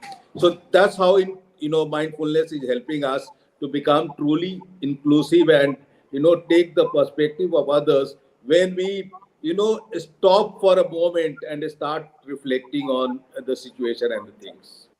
Thank you, Sinha Saab. You gave emphasis to pause and reflect. As we say in Hindi, Alpa Viram taking a small viram. And that you said being more inclusive, appreciating others' perception. Saiji, you have been an advocate of Vedantic wisdom also. Lots of in our schools, we had moral science books where we were taught of empathy and other things. I have two questions for you, which you may be briefly reflecting upon. One, do you find that empathy and mindfulness in present generation, present times is going down? Question number one. Question number two, if yes, where have we lost in education? Over to you. Yeah, thank you, Vikramji. See, if I were to make a generic statement about if it is going down or otherwise, from the what the first panelist said, mindfulness is all about being non-judgmental. So let me not be judgmental about the current generation. So I think current generation has challenges of distraction, especially digital distraction, social media, and things like that, which they bring to the school space. But if you look at, see, I am joining this panel discussion from Ayodhya, and I am working with a school in Ayodhya. And in fact, I was discussing with the school. It's called the Jingle Bell School in Ayodhya. And in fact, in the pre-primary as well as the primary school itself, there is mindfulness being introduced. So very imaginative ways. So I'm giving a existing example rather than giving my opinion. So, like for example, they have fruit meditation, they have body breathing, they have imaginary walk, they have body mindfulness, breathing mindfulness, shape mindfulness. So one part of the school uses it soon after the morning assembly, another one uses it even after a fruit bake. In fact, interestingly, the mindfulness practices after fruit bake is raisin meditation and fruit meditation. So that's the way it has been connected to the students, and the school is clearly reporting better concentration, calmness, a lot of inner discipline and higher self-esteem, and the children are more physically, mentally, emotionally, and socially fit to deal with the challenges there, and a lot of caring and sharing attitude. So I think this covers both mindfulness as a way of gaining inner balance, inner equilibrium, whereby you can be naturally open to others. See, most of the time when I am defensive or I hold myself in low self-esteem, then I have to defend myself. So that means I become close to others, where empathy gets cut off. So here in both the pre-primary section as well as in the primary section, they are reporting children being more give and take and more assured of themselves and things like that. Definitely there is a challenge. I'm not taking it away because I work with the teachers of the school with social media and other things. But I think not only this school, I can quote other schools also, but I think people are paying, as Synergy said, in the corporate, school authorities as well as teachers are paying a lot of attention to ensure that the children are anchored and they are open and they are calm and peaceful in themselves. Thank you. So this is what I have, anecdotal, but at the same time real reporting of what's going on. So Saiji chose not to judge, but he mentioned that it should be introduced at a very early age in the schools, and how it has worked. He has also given us some empirical evidence of it. Veena ji, your institution talks about wellness. I can read wellness behind you. So in Hong Kong, you're practicing. Hong Kong is a fast-paced city, a big economy, lots of pressure we read in newspapers. So how are you introducing mindfulness to the people, and what are your reflections upon it? Maybe in brief answer. Yes. So hi everybody, this is Veena from Hong Kong. So as an integral wellness center, we actually are offering a lot of different sort of classes over here. For example, we have a lot of yoga classes, meditation classes. We provide a lot of health educational talks to empower people, to inspire people, to just to keep learning, and even introducing simple practices, whether it is like dedicated time to like sort of pause and reflect every 1 hour. We have to, it's not easy, literally. I mean, even me being in the wellness industry, I can tell you being in Hong Kong is a challenge because we are sort of like, it's an energy force over here. When you come into Hong Kong, we automatically move fast. We're doing things fast. We're doing everything faster. Whilst when you're going away to places like India, Bali, Thailand, you just, the pace, just energy just slows down. So you're automatically coming down, but it's coming from Hong Kong. We're moving too fast. So we kind of get to realize that even though being in the wellness industry, I'm still very, very, very, very fast. So again, it is putting the whole continuously empowering, inspiring, and arranging and organizing different sorts of community based activities on wellness related activities, whether it's yoga, meditation, mindfulness, breathing, sleeping, uh, detoxing from digital, doing a digital detox. It's a continuous reminder, not only to others. I think I do it more for myself, so that I continue to be in that space, because being in Hong Kong, it's very difficult. Thank you for sharing a couple of things that are being done: digital detox, breathing, community based interventions. So, Aryong ji, Yes. you work with people of diverse age group and diverse walks of life. People are watching us from different parts of the world. Importance of empathy is being established. Importance of mindful is being established from many researches. Now the question is not about whether it is good or not. Question is how to install it. So what are the practical methods you are using to install mindfulness in the people you interact with? Okay, this is a kind of, I have several cases. So when our own mindfulness is important, like that, we also need other person's mindfulness. So as we listen to our own body and mind, we also need to listen to other person's opinions of their own body and mind. So I made a kind of a funny word. In yoga, there is third eyes. We need third person's eyes. So in dialect, there is thesis and antithesis, synthesis. So we need to think of our own mindfulness, and then, when we focus on one part, our body, and we miss other part of our body and mind. So through other person's opinions, we can listen to that part, so we can be balanced. So the minimal elements to make a form is 3 points. So at guna, there is 3 gunas. So the wonderful posture is Sittasana. It has also like a triangle, like that. So I respect Indian philosophy. Everything is 3 points. So like that, we need the 3 persons' eyes when we think of ourselves. So at the yoga programs and practice or counseling, I always try to do that for our mindfulness. Thank you.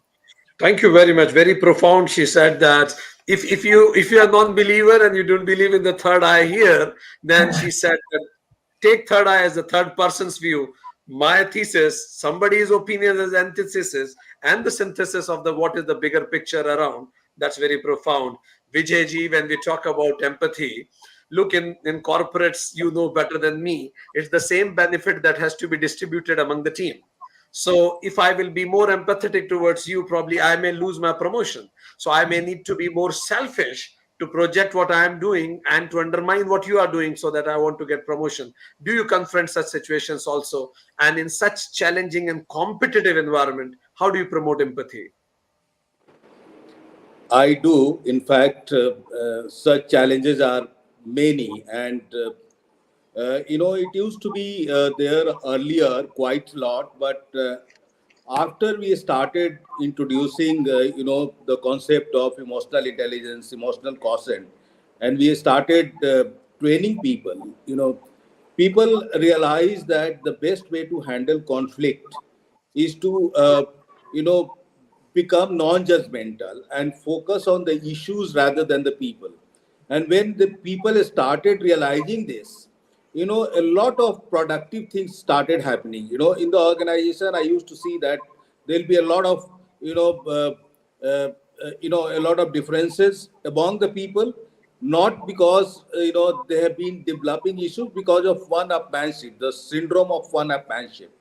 When they started, practicing emotional intelligence, the interpersonal relationships improved. And I think the What word you use? Syndrome? Which syndrome? one-upmanship, one-upmanship. So people always felt that my idea is better than yours. And that was killing the organization. I think when people started becoming non-judgmental and started focusing on the issues, and practically I have failed. And in the meetings also, I emphasize when the exchanges became very, very, hot, we realized that people need to focus on the issues. And when we started focusing people on the issues, a lot of productive things started happening. And I think of late, mindfulness is nothing but integrating your interpersonal relationships, emotional intelligence, compassion, your feelings, without being non-judgmental, without being judgmental. And once people started practicing it, when people became non-judgmental, they started feeling much better, and meetings became very, very productive. And this is how people are evolving in the corporates today. Corporates are moving more towards meditation. Corporates are moving towards more, because they realize that in the mad rush of becoming vice president or president or CEO, everybody's in the mad rush of that. They realize that they are missing the bigger picture. And then, a lot of corporates have started institutionalized meditation practices, mindfulness practices. And I think they realize that this is helping them a lot. Thank you. So Thank this you is very how much. we are improving ourselves. So, Vijay Sinhaji mentioned about the syndrome of one-manship, one-upmanship. So, he said that being non-judgmental and fixing the problem, not the person, that really worked for the corporates today. And he said this rat race. So, Saiji, in the rat race, the problem is even if you win, you are still a rat. So, what you I know about you, you left your high, fast-paced life, and you chose to guide us how to be more centered and grounded. What practical tips you would like to give to our audience? How to remain grounded? Not everybody can take sannyasa, but would you like to help them in some karma sannyasa so that they can do better work-life balancing? Yeah, thank you, Vikrant. So, say, let's look at the interpersonal part. I will build on what Vijayji said. See, if I have to be grounded, see, the two things happens. I mean, simply put, mindfulness or any meditation makes one more effective and efficient. There is research saying the cognitive brain functions are improved, working memory is improved. So just by doing that, I have more brain capacity and memory available to do whatever I want. So that makes me better centered, better anchored, and grounded to take on whatever challenges rather than facing any challenge in a fragmented manner. So mindfulness definitely brings that in. Now, when we look at empathy, what is popularly looked at is only emotional empathy. We don't pay so much attention to cognitive empathy. See, if my mind is cluttered, there is no way I can bring in cognitive empathy. I'm not even listening what the other person is saying. I'm unable to. It's not that I'm not listening. So both from cognitive empathy and emotive empathy, being relaxed, what we call the relaxation response, and the parasympathetic nervous system based disposition is what one can make one very grounded. Building on what Vijayji said about not getting caught about who is right, then going to what is right. Let me take it one step further. Say, if you have to choose between being right, being loving, choose loving. See, I know that I am right in this conversation, but in asserting that me being right, probably I will probably emotionally have an impact on the other person, which may not be sustaining, nurturing. So can I choose being loving rather than being right? Can I choose being kind and fair than being right and being evaluative? So this is the way interpersonally I can still feel grounded. It's not for others' benefit; it is for my own benefit. Because I am more, I don't have the cortisol and the adrenaline taking, my system for a ride, but I am more on the other, the empathetic neurons and things like that. Thank you That's the very way I much, would. Saiji. You mentioned about that even you'll have better hormones within you if you will be more loving, more kind, less judgmental, and develop a cognitive empathy too. So, Veenaji, as you were mentioning about some of the methods that you are adopting in Hong Kong to help people in developing better mindfulness, what are the practical executionable tips if I as an individual I have no exposure to mindfulness? So anything that you would like me to begin with, any quick tips with a I person would with say, zero exposure to it? yeah, I would say like start small, of course, begin with just maybe 1 to 2 minutes of mindful breathing at least. Teaching people a little bit about, focusing on the breath, mindful breathing, and gradually increasing the breath, the breathing as, you get more comfortable with it. Using everyday activities like practice mindfulness during routine tasks, like even if you're brushing your teeth, like, mindfully brush your teeth, feel the experience of it that you're brushing the teeth. Thank God you have teeth, you're washing the dishes, feel the water, feel each and every metal. Focus on the entire experience. So whether it is eating, whether it is sleeping, or whether taking a shower, like doing everything mindfully, slowly, just being paying a little bit attention to what we're doing. Maybe in using some guided meditation apps to begin with. Set reminders, maybe even writing a journal. So just small, consistent habits which we can incorporate in the beginning, which then becomes extended and more you'll start to enjoy it, you'll experience the benefit, and then you can keep extending it slowly and getting more deeper and deeper and deeper. But Thank you very much for lots of tips, practical tips that you suggested.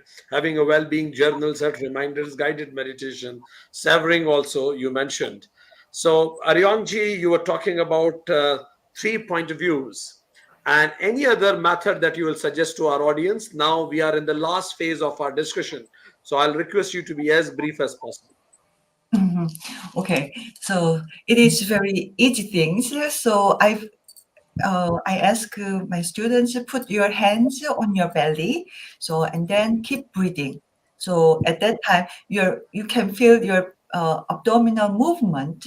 So and it made them focus on their own body and mind, and uh, they could be relaxed, calm down their desires. So it was very effective, as although it is very simple. Perfect, perfect. Thank you. Thank you. Belly breathing, keep hand on the breathing and it will help you. Sinha sir,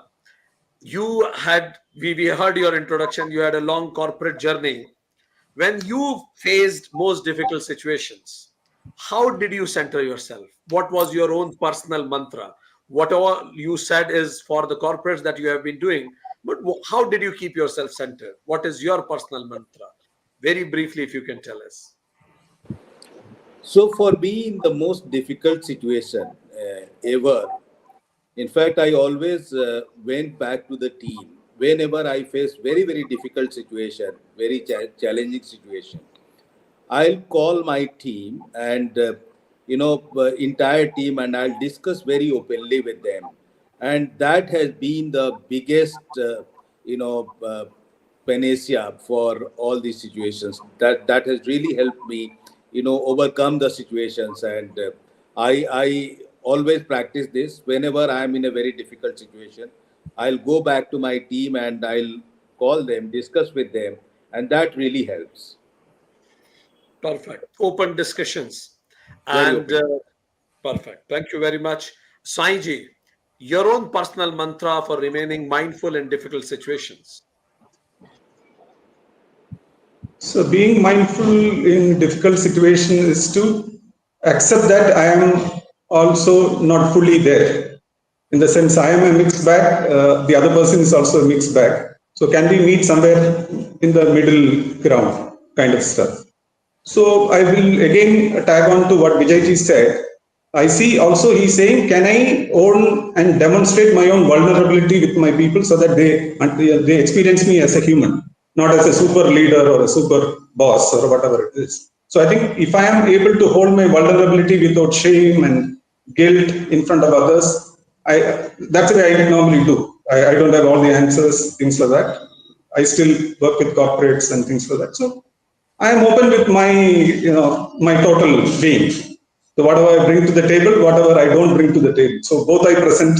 So that's the way. So then the other person becomes a resource and a support, and he adds and make me more whole in the situation or the people around. So I think that's the way I normally stay centered. I don't get into too much of challenging situation given my wiring these days. But if you take, even if a situation arises, I am totally open about my challenges, vulnerabilities. That makes me handle it fairly in a wholesome manner. Perfect. Veena ji, the same question to you. What is your personal mantra to be mindful in the difficult situations? In a difficult situation, definitely, I he said that no, I'm not perfect. I don't have all the answers. I reach out. I really like to reach out to people who can support me and say like, hey, nor are you perfect, nor am I perfect. We are all not perfect. Let's learn together. Let's work together, and let's find a solution together. And let's take a deep breath and laugh. You know? Thank you. Thank you very much, Veena ji. And dear friends who are watching us from different parts of the world, we had Aryongji who mentioned about mindfulness is loving, non-judgmental acceptance, and she also mentioned about empathy is when your even suffering makes you sensitive towards the things around and within. She said to install mindfulness. First, it is very much important that you should be demonstrating mindfulness about self, aware of your body and mind. And she said that third person's perspective, thesis, antithesis, and synthesis. And in order to do antithesis, you should be very good at listening, and synthesis will make you more balanced. And she mentioned about three gunas, and third person's perspective is very much important. She said belly breathing, it will also help you to be more mindful and to be more centered and grounded. Vijayji, who comes from corporate backgrounds, he mentioned that in multiple projects people are in, that's why it leads to the anxiety and stress. Pause and reflect can be a very strong mantra so that you can see what I am doing, why I am doing. It will make you more grounded. And one most important thing he mentioned is appreciating others' perspective. That he said will make you more inclusive. And inclusivity is empathy. It will, and it will make you mindful also. He said the time has come that we should be more emotionally intelligent, and that can be possible through training. We need to train ourselves in being non-judgmental. He said focus on the problem in your discussions rather than the person. Learn the lesson and forget the person. He said come over this syndrome of one-upmanship and saying that I am holier than thou. He said, for that, it is very much important that we need to be inclusive, appreciating others, open in our discussions. And Saiji said that probably he also wanted to add in this, demonstrate your vulnerability. I am also one of you. I also have challenges, and that way we can connect with each other. And that he also mentioned that institutionalize these processes, because people may get transferred, but once it becomes a part of the process, then it remains for long. I'm sure many leaders watching us, it will be a good input for you. Saiji, who has been teaching cut across generations and hierarchies, he said that yes, every generation has its own new challenges, and that's why from the very earlyhood, if the mindfulness can be introduced, he said that body breathing, body mindfulness, mindful walks, fruit mindfulness regarding the fruit, that helps you to be more calmer, increases inner discipline, increases self-discipline. He also mentioned that it helps you to be naturally open for others without any efforts. And he said that for mindfulness, cognitive empathy, emotive empathy is needed. It helps you to develop your parasympathetic nervous system more fast, and then relaxation response also he mentioned that may be helpful. He said who is right is less important than what is right, and at times even being right is less important than when it is a choice between situation and relation. He said choose the relation at times, choose love than being always right, choose being kind than being right, and it really helps. And then he said that understand and accept each other, because we all are the mixture of mistakes, and every saint has a past, and every sinner has a future. And Veena mentioned about yoga, meditation, and continuous empowerment, community-based activities, breathing, digital detox. Begin with mindfulness, gradually increase it. Go for mindful moments, count your blessings, savoring guided meditation, set reminders, well-being journals. Remember, I am not perfect, nor anybody else. So it is most important that I should not behave to anybody else with I don't like for myself. When I am open for others, others will also open for us. When we smile at life, life smiles at us back.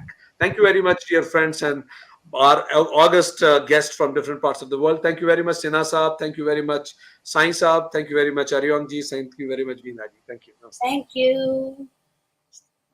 It's my Thank privilege you. to welcome Ms. Takesa Frank. Thank you, Vikram. She's a proud young Aboriginal woman from the Yuin country on the south coast of NSW, Australia. With a deep connection to her heritage, she has been an unwavering advocate for young people and the environment from an early age. Her passion for environmental preservation and culture protection is rooted in her academic background. Holding a bachelor's degree in geography, for over 5 years, she has timelessly championed causes such as safeguarding native forests, advocating for Aboriginal sacred sites, promoting youth mental well-being, and creating opportunities for young people in regional areas. Her dedication and leadership earned her the prestigious 2023 Bob Brown Foundation Young Environmentalist of the Year Award, a testament to her impactful work in protecting native forests. A relentless commitment to amplifying the voice of youth and preserving the forest marks her as a visionary leader and passionate guardian for her community and the land. So, ladies and gentlemen, please welcome and put your hands together to welcome Ms. Takesa Frank. Hello, everyone. Namaste, Takesha ji. So happy to have you here, and we are delighted to listen from you from Australia. Friends, she'll be talking about harnessing the power of youth, awakening the next generation change makers, which she herself is. Over to you. Next 13 minutes are all yours.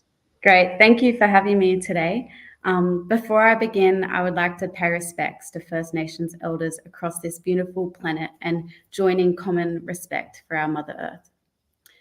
I pay thanks to all First Nations elders for caring and protecting country and mob since the first sunrise. We must continue to listen and learn from elders to have a sustainable environment and thriving communities. I would like to acknowledge my elders, aunties, sisters, and all First Nations women who have been at the forefront of advocating for the protection of our environment, their communities, and future generations. From defending country against industries to leading movements for clean water and sustainable practices, First Nations women have demonstrated strength, wisdom, and courage in the face of adversity.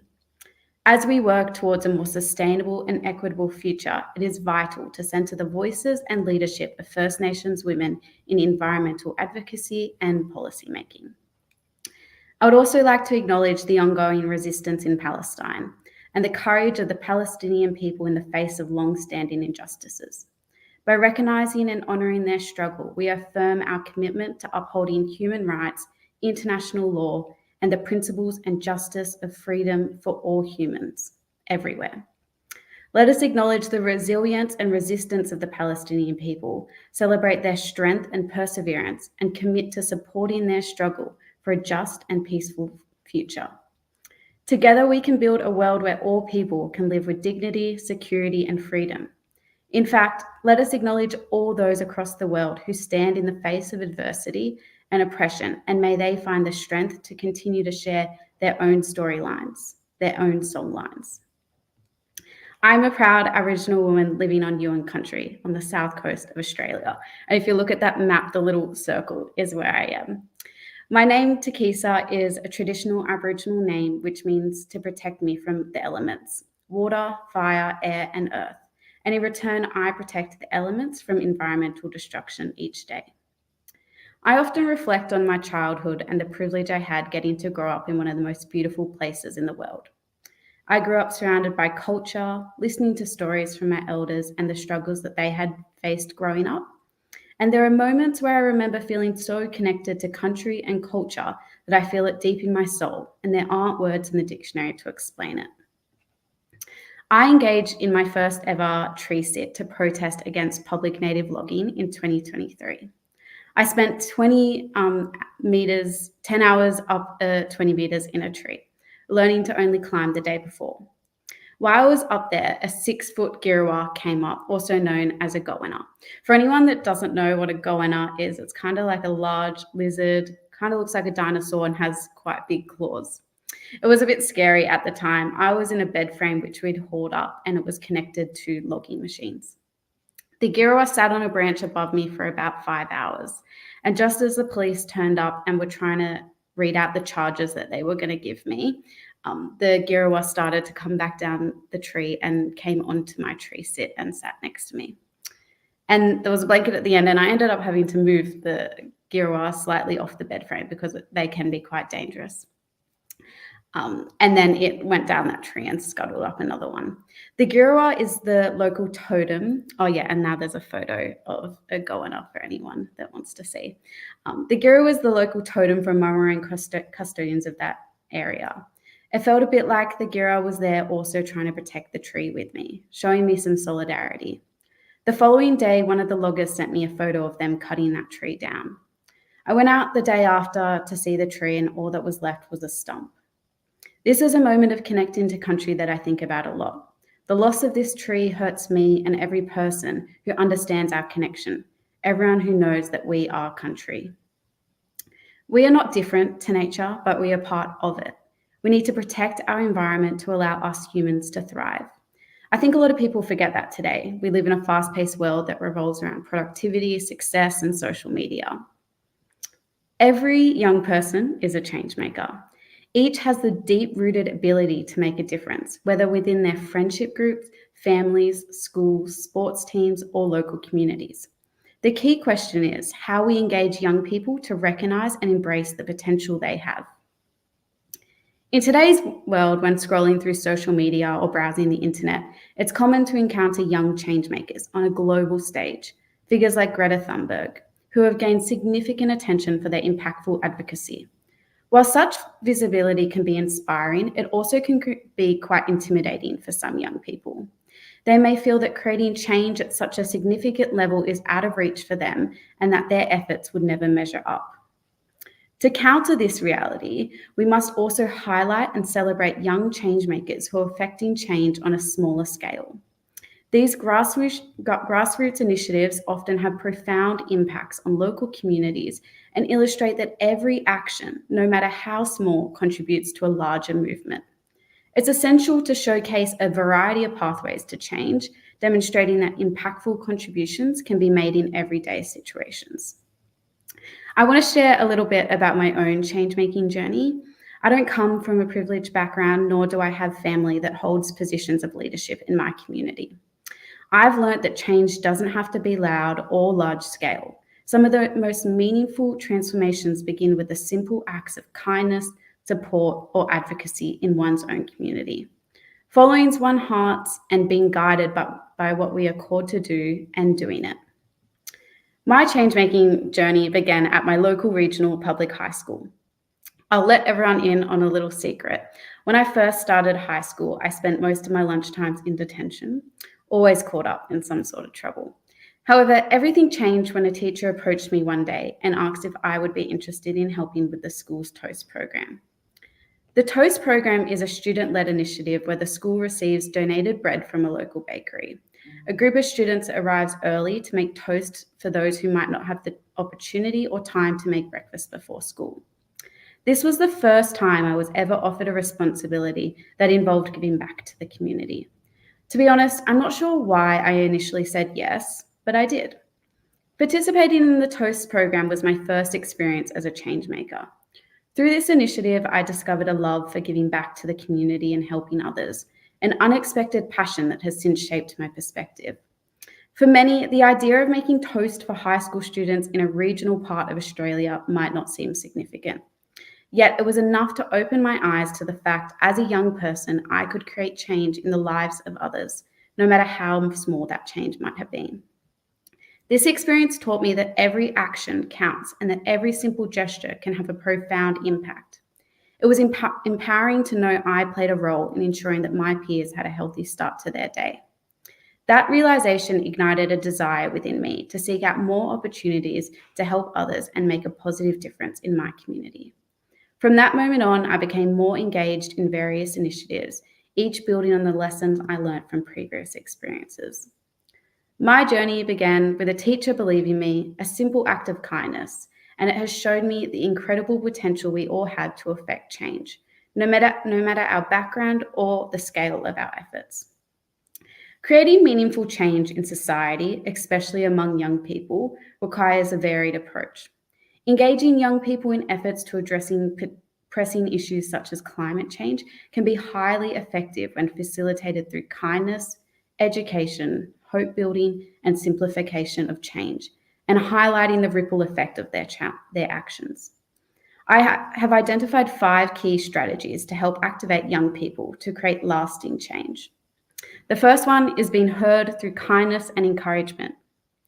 At the core of activating young people lies the fundamental principle of being heard.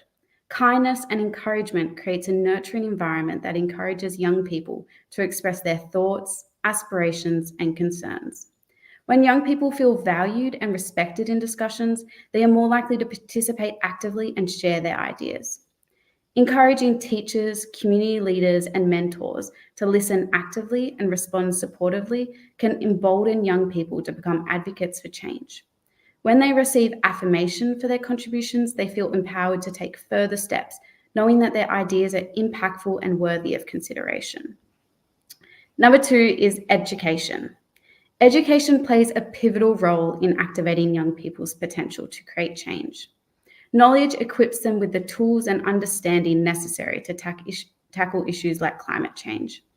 By integrating climate education into school curriculums and offering workshops, lessons, and information focused on environmental sustainability, we can provide young people with the skills needed to become informed advocates. Interactive learning methods can enhance engagement and the retention of knowledge. For example, hands-on activities like community cleanups, tree planting, or creating sustainability projects can demonstrate the practical implications of climate education. Number 3 is instilling hope and resilience in young people. Hope is a powerful motivator, especially in the face of daunting challenges like climate change. Many young people may feel overwhelmed by the magnitude of global issues, but instilling hope and resilience can inspire action. Developing a mindset that views challenges as opportunities for growth, that asks us to change and transform to take on the challenge rather than obstacles is crucial. To instill this sense of hope, it is essential to establish narratives that highlight solutions rather than merely focusing on the problems. Showcasing young climate activists who are making an impact, like Greta Thunberg, and local community leaders can inspire other young people. Sharing stories of resilience, adaptation, and creativity encourages young people to see themselves in challenges, reinforcing the belief that they can contribute to positive change. Even in the midst of uncertainty, a sense of possibility can emerge when young people believe their efforts can influence real change. Number 4 is simplifying the change and doing the thing. Changing the world can seem like an unbeatable task. I know, I've been there. And this perception often leads to inaction. Simplifying the process of creating change encourages young people to engage in small, manageable actions that collectively contribute to greater impact. This do the thing mentality removes the barriers to entry and empowers young people to take tangible steps towards their goals. For example, young advocates can initiate local initiatives such as recycling programs, community gardens, or awareness campaigns around energy conservation. By breaking down larger projects into smaller, actionable tasks, they can begin to see the transformative power of their efforts. These micro actions serve as jumping off points, demonstrating that every small step counts and can lead to significant outcomes. Number 5, and lucky last, is showing the ripple effect. One of the most inspiring aspects of activism is understanding the ripple effect, how small changes can lead to larger impacts. Encouraging young people to recognize the interconnectedness of their actions helps reinforce their sense of agency and self-advocacy. It is vital to highlight pathways to change, showing them how their local actions fit into larger global movements. Eradicating the idea that one must always take on leadership roles alone is essential. Emphasizing collaboration and the importance of working together towards a common goal can foster a sense of community among young activists. Creating networks where they can share experiences, support each other, and link with experienced advocates can enrich their journey and provide additional motivation. Awakening the next generation of change makers is not merely an investment in the future, it is necessary for the present. By creating a culture of engagement, fostering education opportunities, instilling hope, celebrating the ripple effect of their actions, we can empower young people to embrace their role as leaders. By harnessing their passion, creativity, and determination, we can collectively address the pressing issues of our time and pave the way for a more equitable and sustainable world. The change begins with them, and the possibilities are limitless. Here we are, our hearts connecting across vast oceans, united by a shared purpose. Our mission is to create a safety net that holds the dreams and aspirations of our young people. We must protect these precious gifts, for they have the power to lift us all up, representing the best we have to offer. The renewal of human spirit lies in the hands of our young people as we rediscover nature as our lodestone, our mother, our teacher, our everything. Remember, human nature is intertwined with nature itself. We are one and the same. Thank you. Very profound, Takesha ji, and you started with your First Nation, invoking the First Nations, and then you shared your journey with the Giora, which is very intriguing for all of us. We all could connect with it. Thank you very much for taking us throughout your journey of involvement, how your teacher inspired you, and how that sense of responsibility turned your life. It's very inspiring to listen. Let's remain in touch. Thank you very much. Most welcome. Thank you. On behalf of United Consciousness, I thank Ms. Takesha Frank for coming onto the platform of United Consciousness. Thank you so much. I'm honored and excited to welcome our guest, who is a spiritual life guide, Master Ji. He is a highly revered spiritual master and life guide who has revolutionized the lives of thousands of individuals. 16 years ago, he went through a spontaneous transformation, unlocking a state of peace and bliss which remains unshaken amidst all kinds of life situations. Since then, he has completely dedicated himself to sharing his experiential understanding of life through simple but powerful talks and highly engaging events. By listening to his talks, thousands of people have gained the ability to deal with the most challenging life events. His talks transcend culture and religious boundaries, resonating with individuals from diverse beliefs and backgrounds. His worldwide listener base is uniquely diverse, including people between age 7 to 85, all economic strata and cultural backgrounds. Transformed with Master Ji, sessions have brought tremendous changes in the lives of over 100,000 daily listeners. Listeners have benefited from a balanced and calm state of mind to deal with tough situations. Master Ji was invited to Global Spirituality Mahotsav as a key speaker in the presence of Honorable Vice President of India, Shri Jagdeep Dhakar. The event was organized by the Ministry of Culture, Government of India on the theme From Inner Peace to the World Peace. So ladies and gentlemen, please put your hands together to welcome Master G.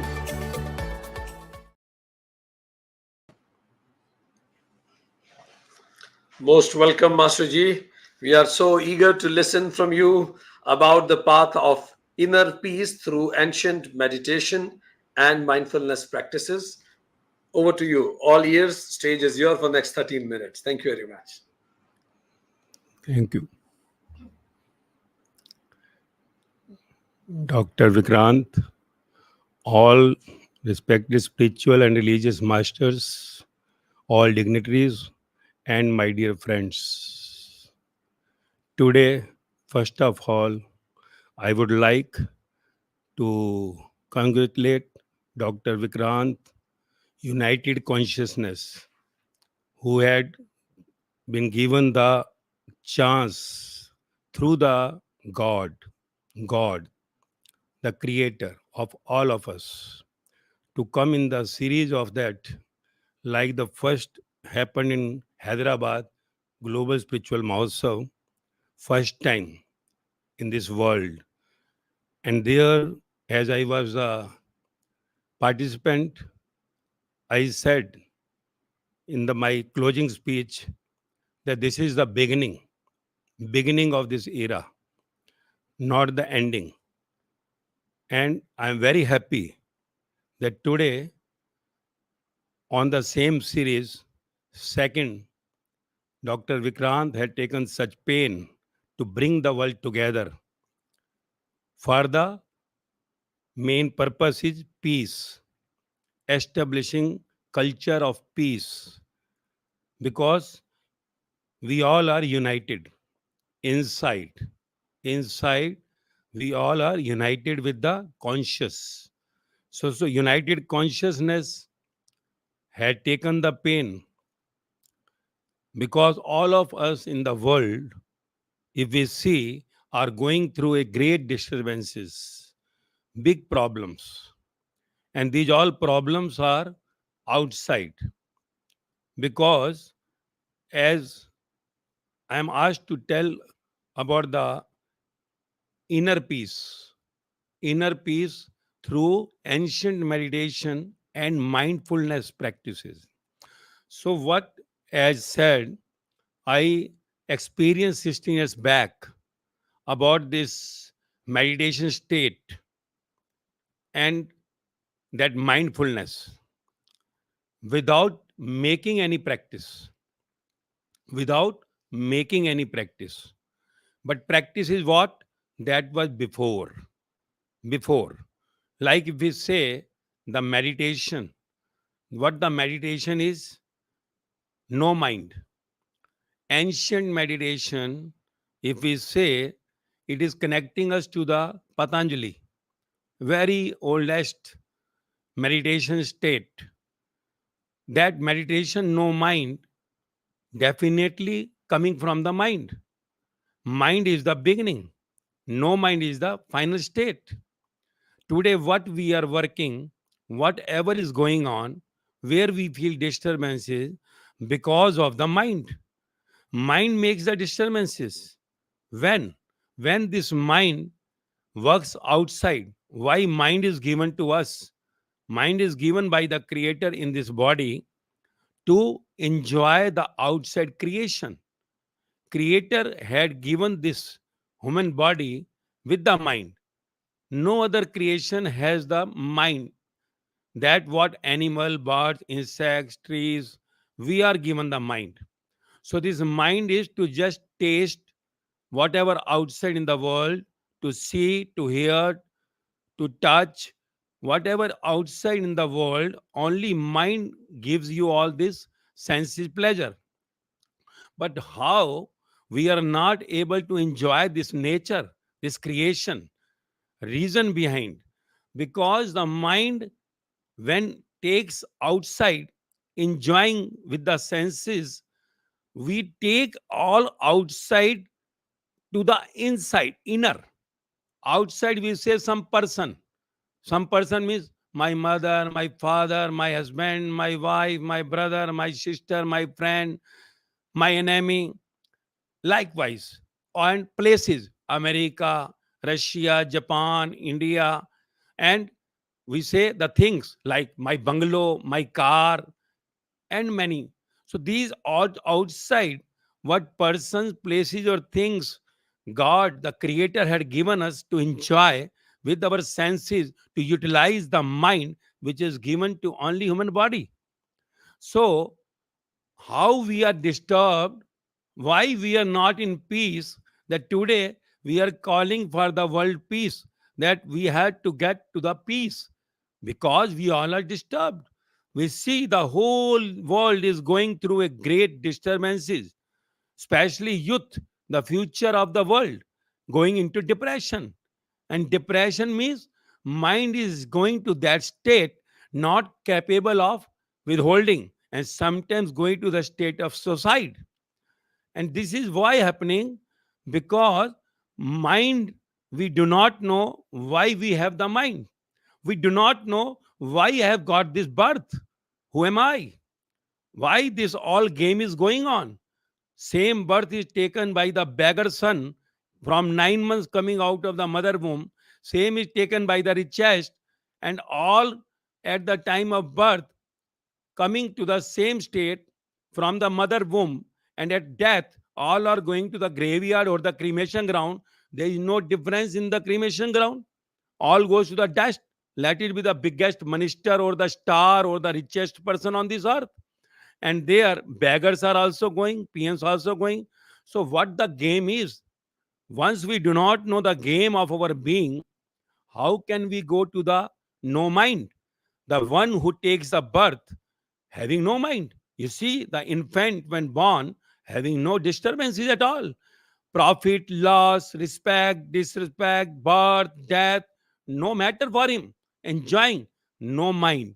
That no mind means that meditation state at the time of birth remains for some time. The moment mind starts attaching to the outside, mother, my mom, my papa, and so on outside, continuously in his age or her age, getting attachment to the person, place, and things, bringing inside, inner. When takes inner, that begins disturbances. Peace starts destroying. And this peace is destroying everyone in this world because we do not know the theory of our being. Who am I? Why this all game is happening? What is destiny? What is this? What is a naseeb, luck? How it is formed in the 9 months? Same are coming out at the last on death. All are going to graveyard, cremation ground. No difference than what the game is. Am I the traveler in this body, or am I this body? You see, from the mother womb when we came out, it is cut from the navel. This was dead body, and the moment conscious enters, we say it's the birth, and at last the same conscious withdraws, we say the death. So who had taken birth and who had died? No one had taken birth, no one died. Body is the dead. And then we see this is traveling from birth to death. How this story of someone becoming the biggest doctor, chartered accountant officer, someone becoming beggar, what is game? So once we understand how this destiny, luck and naseeb is made, that is what said attachment to the desire. What we have attached. Suppose I want to become doctor, could not become, and that had kept me in sad mode, is recorded inside in the blank chip.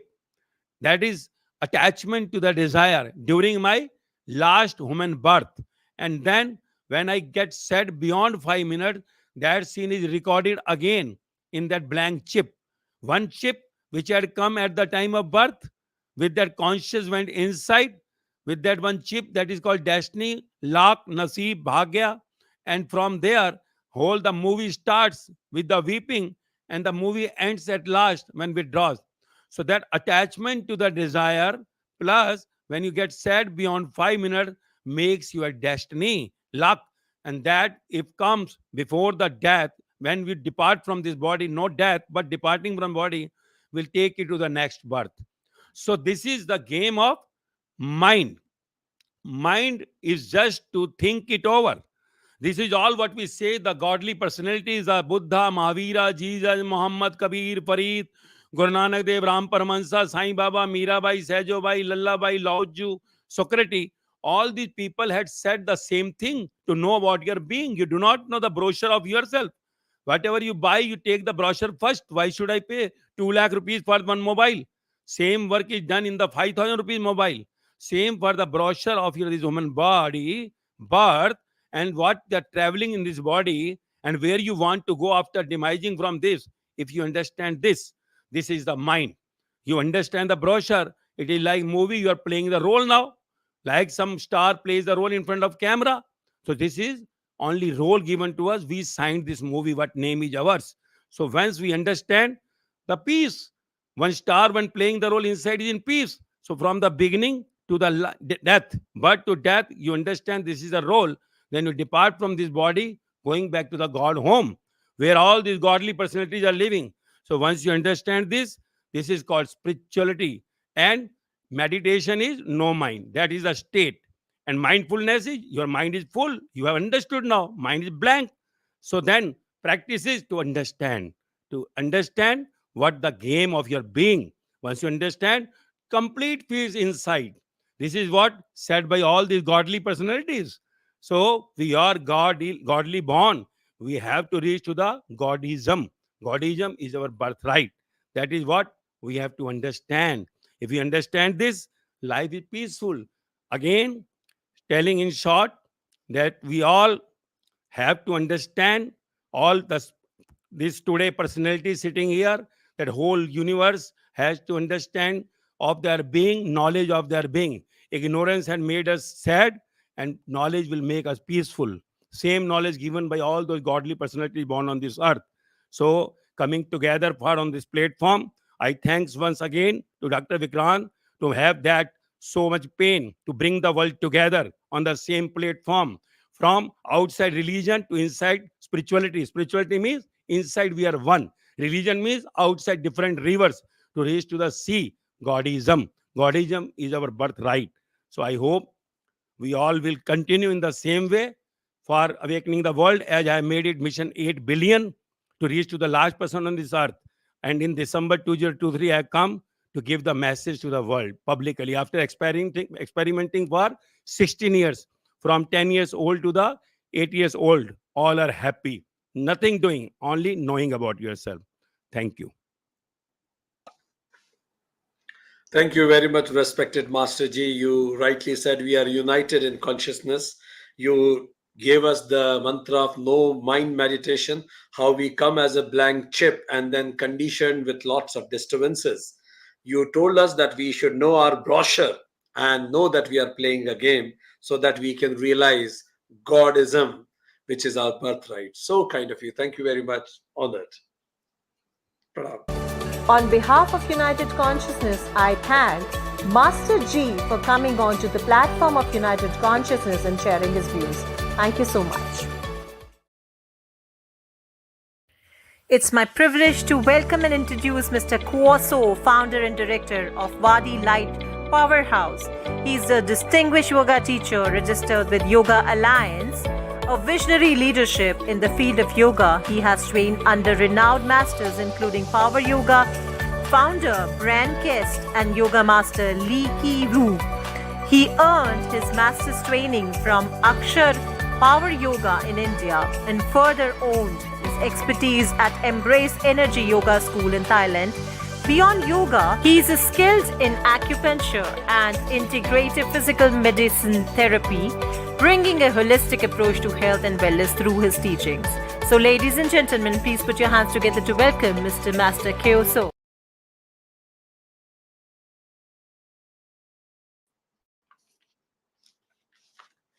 Welcome, Master Kuoso. You're most welcome, and we are all looking forward to have a wonderful meditation with you. And next 13 minutes are all yours. Thank you very much. Thank you. So, sorry, translation. So now, Abu Juma, စိတ်ပိုင်းဆိုင်ရာနဲ့ပတ်သက်ပြီးတော့မှအကောင်းဆုံးပြင်ဆင်ဖို့အတွက် pranayama ရဲ့အတူဆုံးလေးတွေပြောပြမှာပေါ့နော် And now he will talk about for the pranayama is related with our mind. ဆိုတော့အဲ့ဒီမှာအကောင်းဆုံးလုပ်ဖို့အတွက်ကစိတ်နဲ့ခန္ဓာကိုယ်နဲ့တရားလေးပြောင်းလုပ်ဖို့အတွက်ကိုအရင်ကြီးကြည့်ရပေါ့နော် The main part is the body and mind is like it needs to be unity.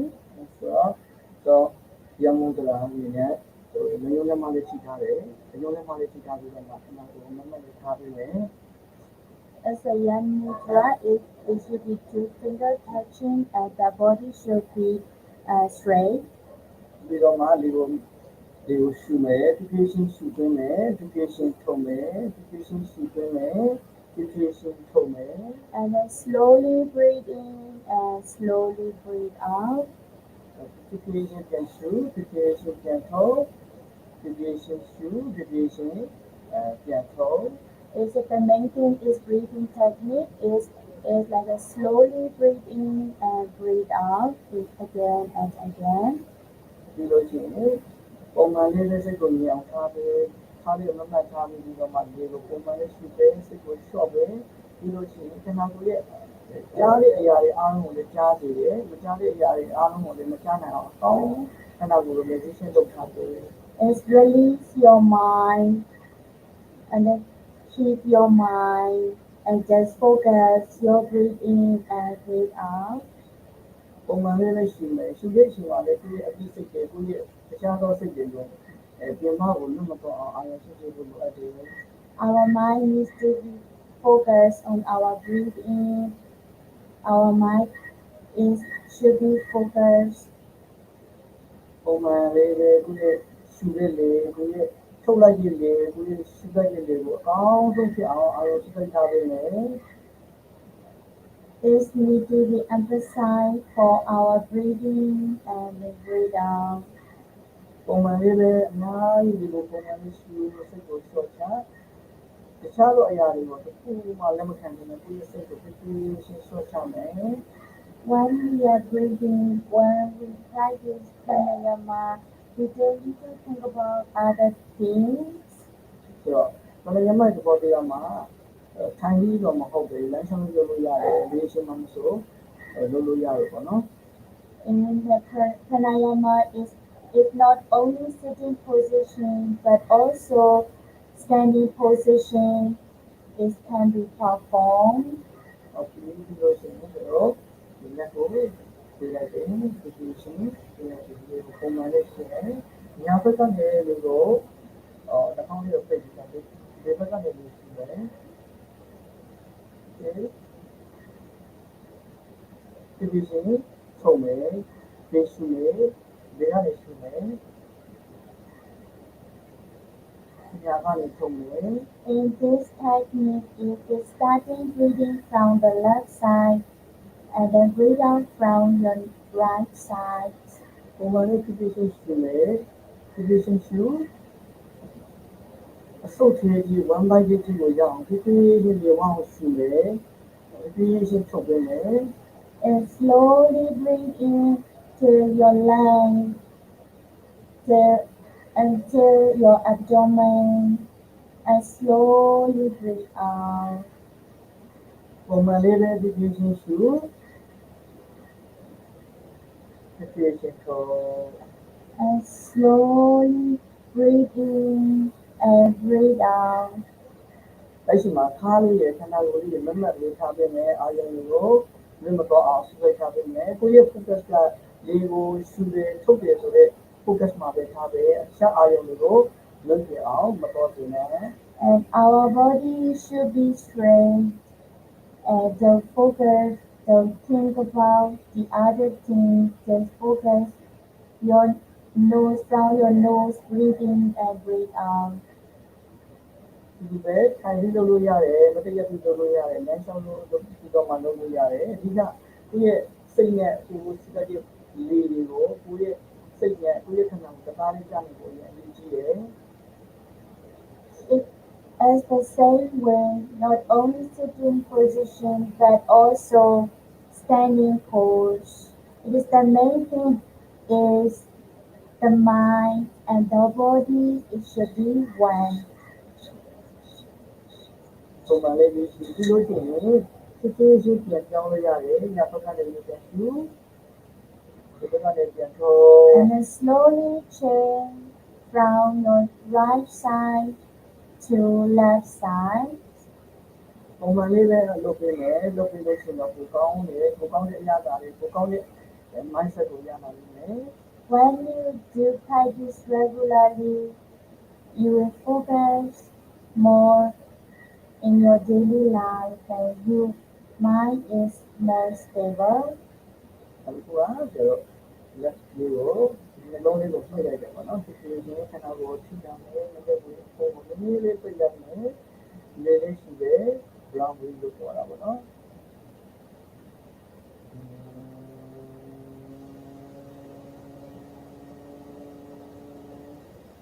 ပေါ့လေးပဲမကြည့်မသာလေးပဲတတာလေးဖြီးပြီးတော့မှလေကိုပေါင်းရှိမယ်နောက်ပေါင်းနေပြီးတော့မှ back brace ပါနာလေးအစီကိုထုတ်ပေးမယ်ဖြီးဖြီးရှိထောဖြီးဖြီးရှိရှူနားပြီးအဖုံးလေးကိုဖိထားပြီးတော့မှဒီဟာနဲ့အမျိုးအစားတွေအများကြီးရှိတယ်ဒါမဲ့ဒီကောင်ကလေကိုတော့ပြပေးရတာ The third way is the name is brown breed.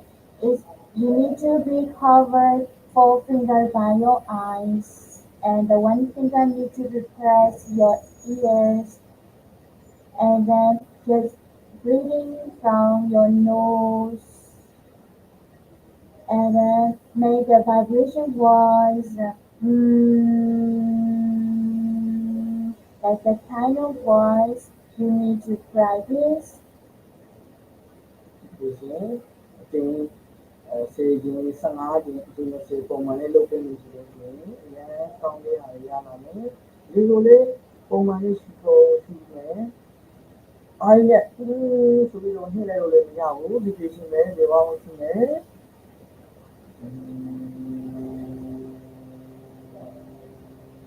ပုံမှန်လေးဒီလိုရှိမယ်ဒါပေမဲ့ဒီလိုတော့ရှိပေးမယ်အရှိရှိပေးမယ်ပြီးထုတ်ပြရှင်ပါလေဖြည်းဖြည်းတတာလေးပဲပုံမှန်လေးဖြည်းဖြည်းထုတ်ပေးမယ် When you inhale, when you breathe in, you need to breathe very gently, and when you breathe out in gently way, no doubt, it doesn't need to be rushed. ပုံမှန်လေးလုပ်ပေးမယ်အဲ့လိုမျိုးဆိုလို့ရှိရင်တော့အခုထက်ကောင်းကျိုးတွေအများကြီးရှိလာနိုင်တယ်နောက်ဆက်တဲ့ဟာတွေကောင်းတဲ့ပတ်သက်တဲ့ဝေဒနာတွေခန္ဓာကိုယ်မှာဒီမသက်ဖြစ်တဲ့အရာတွေပြင်းတဲ့ပတ်သက်တဲ့အရာတွေပုံမှန်ပြီးတော့မှကောင်းမွန်လာမယ်လို့ယူဆတယ်ကြောက်ကြတယ်မှာ When you practice this way, it is better for our head, like the migraine or headache. It is better situation. ဒီလိုရှိရင်ကျတော့စိတ်တည်းပုံစံမျိုးပေါ့နော်အများကြီးရှိတယ်ဒါပေမဲ့လူကိုရဲ့ဟာပေါ့ကောင်းလေးသိထားပြီးတော့မှတ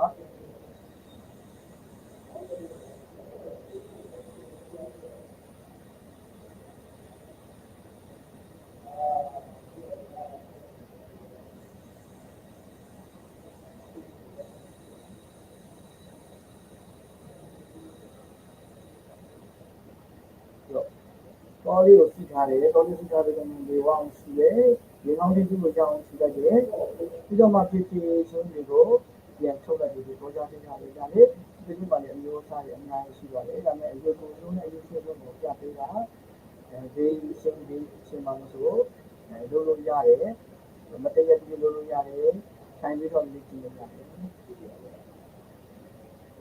This way is the name is Shitali. It is that there are different ways to practice for Shitali. Now, Master Social this way is very basic and simple way. It is our teeth need to be when you show like this. Yes, and then inhale from your mouth, from your teeth, and exhale from your teeth. အခုချိန်မှာတော့ကမ္ဘာတစ်ခုလုံးမှာနိုင်ငံများစုကြီး sweat အရင်များတယ်ဒီကနေ့ရှိတယ်ပြင်မှမှုတွေများကြတယ်အဲကြောင့်ဒီ pranayama ကတော့တနည်းကိုအနည်းဆုံး9မိနစ်10မိနစ်15မိနစ်တော့လုပ်တင်တယ်လို့ယူဆတယ်ပေါ့နော် For nowadays, most of the people in our world they feel like a stress and distress for their daily life. That's why if they practice for the pranayama 10 to 15 minutes at least in their daily life, it is better for our mind and for our stress. Yeah. ဒီလိုရှိရင်ဒီကခေါင်းကနေလေးထူလိုက်တယ်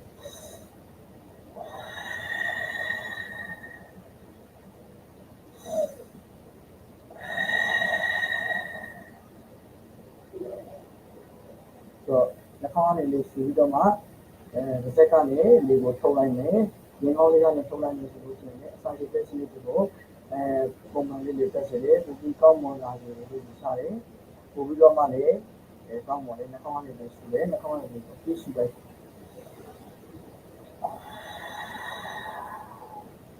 ဇက်ကနေလေးကိုထုတ်လိုက် And then for this breathe is when you breathe in from your nose, breathe from your nose and breathe out from your mouth. It is good for health as well and for the mind and digestive system also. It is good for digestive system too.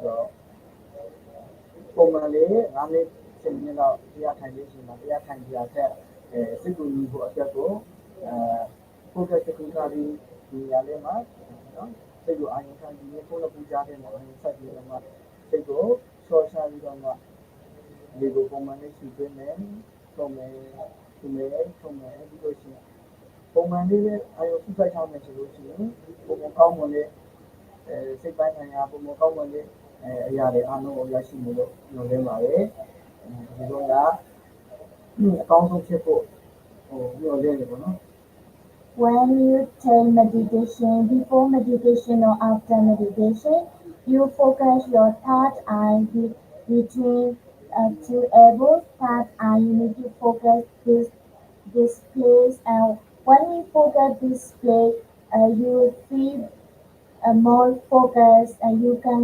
concentrate your mind.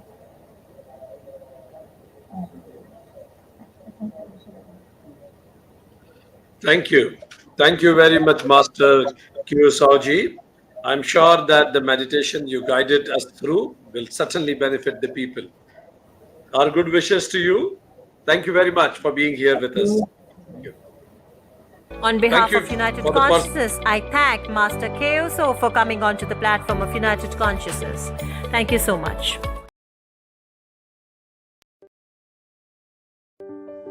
I feel highly honored in welcoming our next guest, who is a divine being with the values of love, compassion, peace, goodness, and cooperation towards humanity.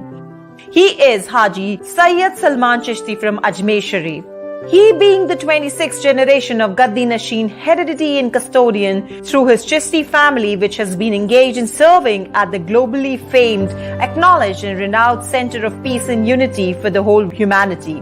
The blessed Dargah, Ajmer Sharif Sufi Shrine of the 11th century Sufi Grandmaster teacher Hazrat Khwaja Muinuddin Hassan Chishti, whose blessed shrine have been passed on to the present family from generations to generations for last 800 years. He has done his bachelor's in economics and commerce from Wilson College, University of Mumbai. His passion and deep longing towards the mystic world of Sufis and spiritual culture of the world has enabled him to travel across various Sufi destinations globally, where he has been regularly invited to speak and participate in international Sufi and inter-social conferences on spirituality, interfaith dialogues, importance of Sufi musical rendering in Chishti, Sufi order, Sufi art, Sufi poetries, Sufi literature, and represented the Chishti Sufi order in countries as diverse as Al-Hijaz, Arabian Peninsula, Egypt, Turkey, Morocco, United States of America, United Kingdoms, Bangladesh, etc. He has been heading the Chishti Foundation Ajmer Sharif as the managing trustee and chairman for last 10 years. He is also the founding member along with other elders members of the Chishti Sufi family. So ladies and gentlemen, put your hands together and please welcome Haji Sayyid Salman Chishti from Ajmer Sharif.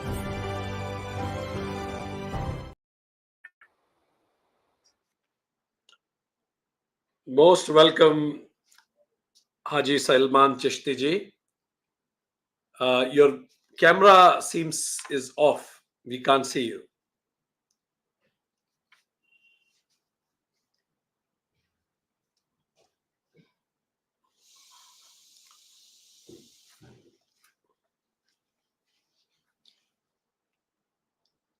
नमस्ते हाजी सलमान चिश्ती जी, आपका शायद camera बंद है. We can't see you. If you can switch on your camera too.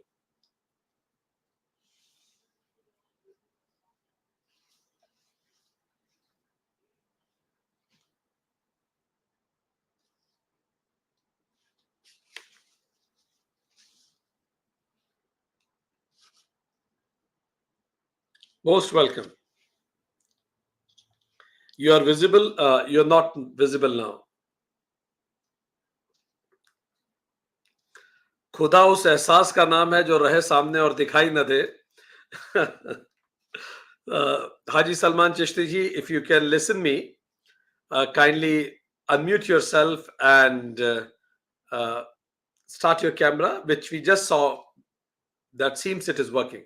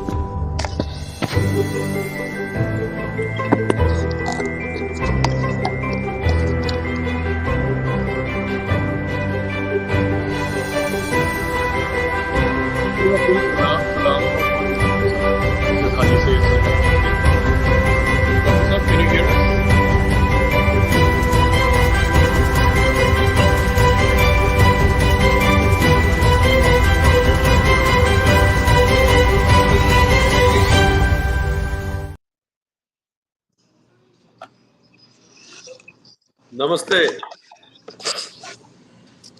Can you hear us? Yes, आदाब yes. सलाम बहुत बहुत दुआओं के साथ. नमस्ते. आपका बहुत स्वागत है. Dr. Vikram Sohn sahab. Yeah, just I got delayed. We just concluded one International Peace Day ceremony, and we are in Hiroshima, Japan right now. Excellent. And we met the survivors and the families at the Hiroshima Peace Museum. So I've just rushed back from the concluding remarks to join you here at the Thank you United for Consciousness, and आप सबको International Day of Peace के लिए बहुत बहुत मुबारकबाद, and the consistency that you and of course all the peacemakers around the world who have been not only for this day but throughout the year.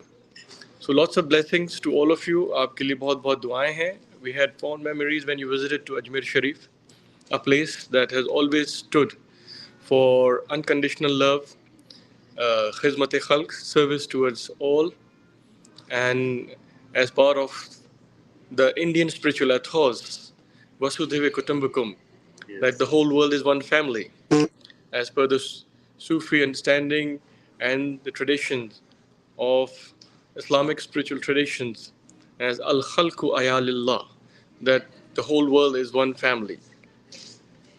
In similar line, today at the International Day of Peace, we extend to the global viewers as we are all one family. So it's the message, of course, beyond the borders. It's for the heart. And when we look at the ancient traditions and the wisdom that has been passed on to us from generation to generation, coming from Ajmer Sharif, we say this is Sina Basina, heart-to-heart transformation of this sacred wisdom, knowledge, at the same time sacred trust. And on this International Day of Peace, we reiterate that sacred trust that has been bestowed upon us from our elders, from our parents, from our spiritual teachers, from our society, nation, state, and the world itself. And our purpose of creation is to honor that sacred trust while we continue with our life into this world, Zahiri and also Batini, the inner journey as well. The external journeys and the inner journeys has to be balanced. And that's what Mizan is. Al-Mizan is balancing our life, our way of living with understanding and consciousness of the deeper inner journey as well as the worldly life that we are bestowed with. In the pursuit of having a good life, we should not be blinded by the materialistic pursuit. And that's what the ancient wisdom of the masters, teachers have always taught us.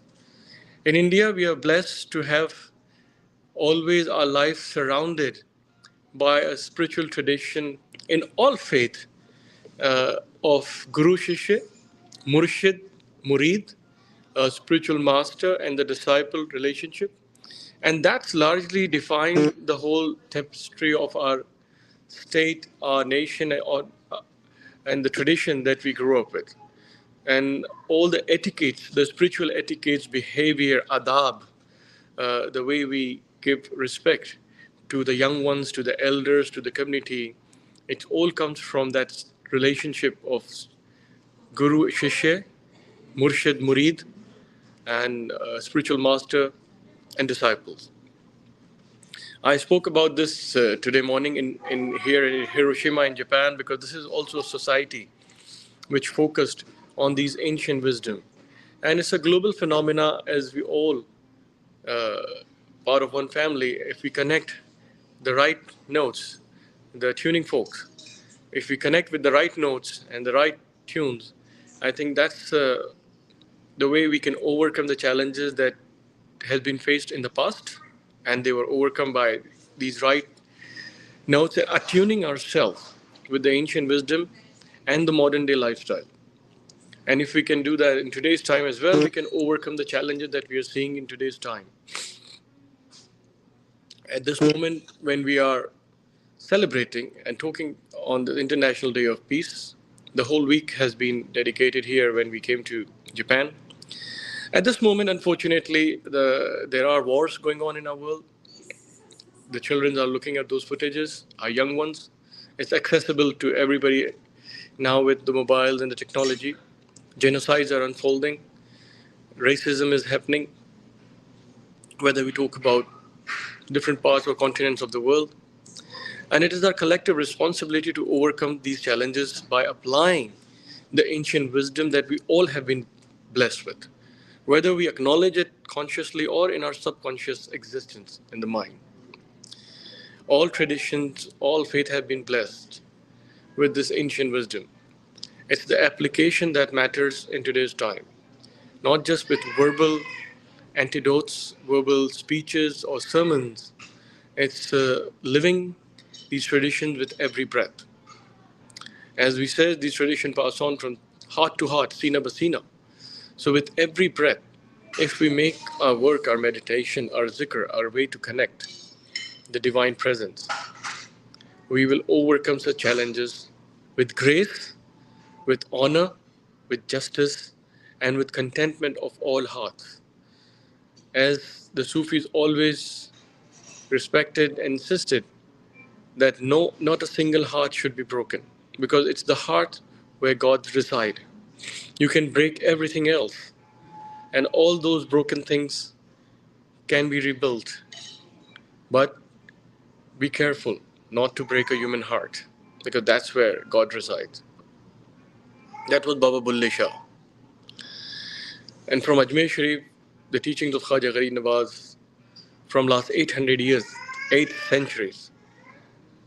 As Gharib Nawaz says, that if you want to be close to the Creator, be in service toward the creation with unconditional love, and develop the 3 attributes of nature into your daily life, into your way of living, and into your dealing with day-to-day work. Those 3 attributes of nature are सूरज जैसी शफकत, sun like grace, दरिया जैसी सखावत, river like generosity, और ज़मीन जैसी खातिर तवाज़ो, earth like hospitality. And if we can develop these three attributes in our daily life, much peace and much ease will come in our life, a life of contentment and service. Because the grace of sun is for everyone. The warmth of sun never asks anybody's name, religion, nationality, language, or the region where they come from.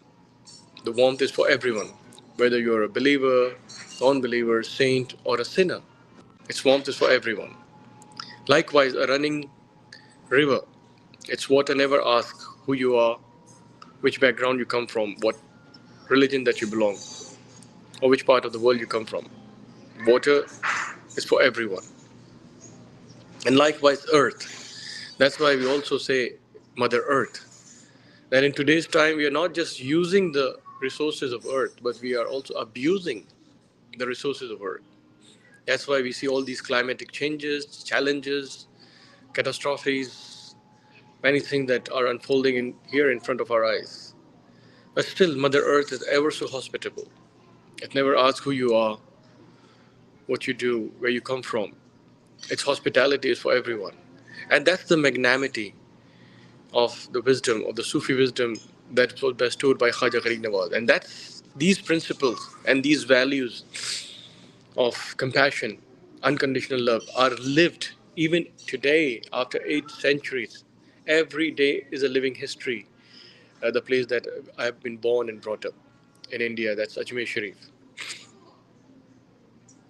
Our elders always used to tell us कि ख्यालों का भी ख्याल रखो, that even take care of the thoughts that comes to a human heart. Even those thoughts which are not even spoken by words. Develop your spiritual consciousness on that level that you can even take care of those unspoken thoughts, feelings of the heart. Because with open eyes, everyone can see. With ears, we can hear. But the real seeing is when you close your eyes. As सितारों के जहां सितारों के आगे जहां और भी हैं अभी इश्क के इम्तिहान और भी हैं. There is a world beyond the stars. So don't limit yourself up to the vision where you can see only till the stars are visible. There is a world beyond the stars. And that is the state of spiritual consciousness when we hold on to the spiritual wisdom which has been bestowed for us from the past. That which can enable us to see without seeing and to hear without hearing. Sounds which are heard and unheard. Signs which can be seen and unseen. That's the state of spiritual consciousness that can enable us to overcome a lot more challenges that we are seeing in this world, new challenges that we are unable to overcome with all the physical might, all the resources at our disposal, all the trajectory of challenges that comes our way. But only with this power that we have within ourselves, the heart and the soul. And we pray on this blessed day that may peace prevail on earth. That's one of the intention that we come all the way to Japan in Hiroshima. It's where one of the most inhuman catastrophe in the human history was witnessed in 1946 when the atomic bomb exploded here. It's right here in Hiroshima where I'm speaking and sitting here. But still, when we come here and we spoke with the survivors in the morning, one of the old ladies, they have no grudges against anyone. It's the spirit of forgiveness that has enabled the people of Japan, especially in Hiroshima and Nagasaki, that they have overcome and won the situation which was completely against the existence of human civilization on this land of Hiroshima and Nagasaki. So they overcome, and now it's a city which is bustling. I can show you. This is Hiroshima now. You can see what it went through and where it is right now. The mountains are the saints. The buildings come up. There's so much of life here. There is so much of positivity here. There is so much of contentment. And those survivors had no ill feeling, no hatred. There were a lot of Americans also who were part of today's gathering who expressed their apology. But on behalf of those moments, but the magnanimity of the Japanese tradition, as that they accepted the presence of all humanity here. And I think that is what is important to reflect on this day, that with forgiveness and acceptance of all human family as one, we can truly overcome challenges. And that's what our prayers from here in Hiroshima and in Ajmer Sharif, India, that Baza Baza Haranche Hasti Baza, Sadbar Gar Tauba Shikasti Baza, Idarga Ima Na Umidi Neez, Idarga Ima Umidast, Umidast, Umidast. That's Maulana Rumi. I will conclude my talks with the Sufi poetry where he says, "Come, come, come, whoever you are, come. Even if you have broken your vows of repentance 100 times, come. Our doors are not the doors of despair. Our doors are the doors of hope, hope, and hope. And truly, we together as a human family will always keep the door of hope open for each other, from nation to nation, civilization to civilization, generation to generation, centuries after centuries. The doors of hope may remain open.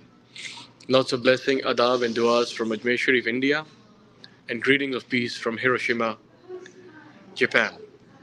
Thank you. Thank you very much, Haji Salman Chishti ji. This is what we look forward from you, to receive blessings from Dargah Sharif. And so nicely you brought the message from a very significant place on a significant day. And you gave us lots of words of wisdom from Baba Bulle Shah. They never broke any single heart because God resides there. You also mentioned that service of the creation is the love for the Creator. And we should learn from sun, we should learn from river the generosity and hospitality from earth.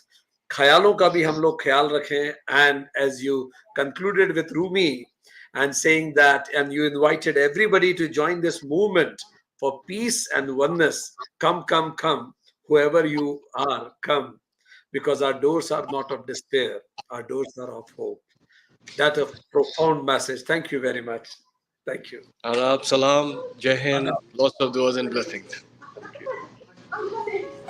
On behalf of United Consciousness, I thank Haji Sayyid Salman Chishti from Ajmer Sharif to come onto the platform of United Consciousness and sharing his views. Thank you so much. I feel honored to introduce and welcome Mr. H.N. Srinivasan. He is a seasoned HR professional with over 25 years of experience in leadership roles, known for his dedication to create exemplary work environments. Having held the prestigious position of Senior Vice President at the Taj Group of Hotels, where he led for total quality and business excellence and human resource. He played a pivotal role in building a customer-centric culture. Its innovative employee engagement strategies earned Taj recognition as one of the top 15 companies globally by Gallup, INC, and multiple global Great Workplace Awards. His work at Taj is even immortalized as a Harvard case study for exemplary HR practices. He has also contributed his expertise to Hewlett-Packard, where he managed HR for a workforce of over 10,000 software engineers. His commitment to social impact is evident in his leadership of the relief efforts post of 26/11 Mumbai terror attacks and his current involvement with Tata Trust and Tata Institutes of Social Sciences on skill development projects aimed at uplifting underprivileged youths.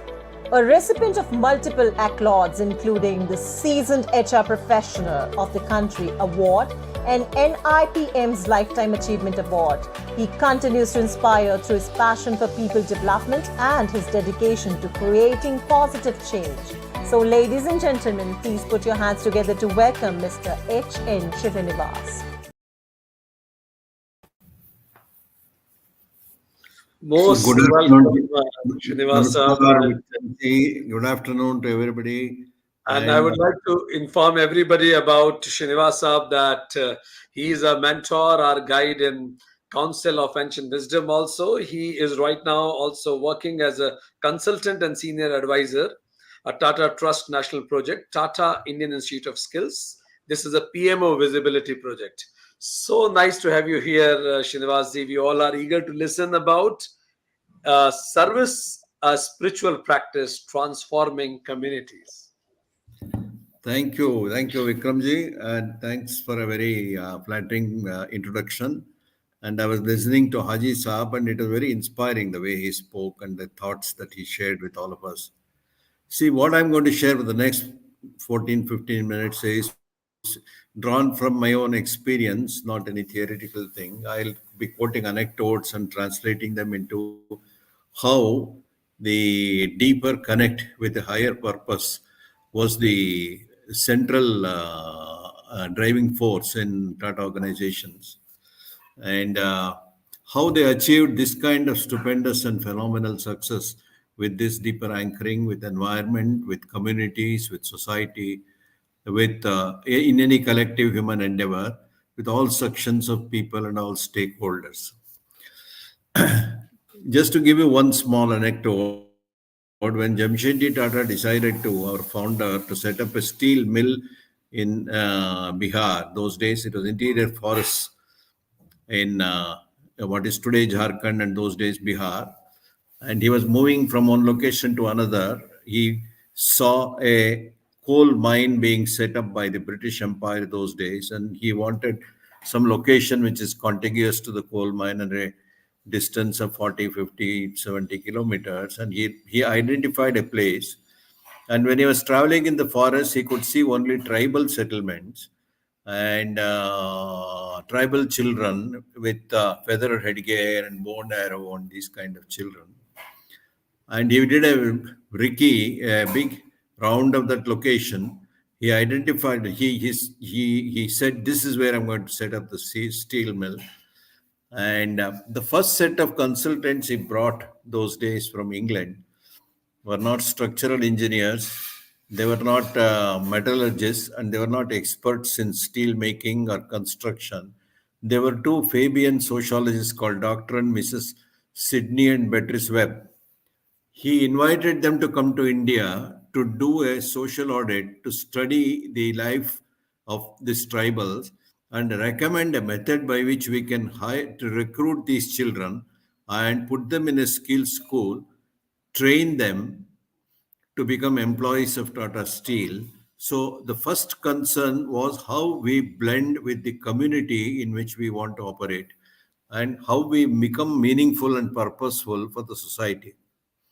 He always looked at business as a collective human endeavor, which is meant for human welfare. There are multiple stakeholders. There could be shareholders, there could be customers, there are employees, there is communities, societies in which you operate, there is a government mandate and requirement.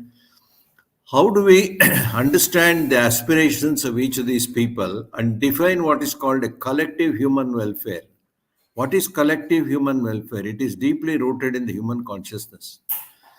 And some of these things are derived from the ancient wisdom of India. How do you keep all sections of these people happy? Because each one has an expectation with the organization, and he is willing to support. He is willing to make a commitment. He is willing to say, look, this is what I can do for you. But how do you engage with them? How do you engage with multiple stakeholders in a very ennobling, in a very service-oriented way, in a very forgiving, in a very selfless way, so that you attain human welfare through business and enterprise ideally, and then start working towards this state where there is a collective responsibility, collective interconnectedness, collective happiness, and cooperation.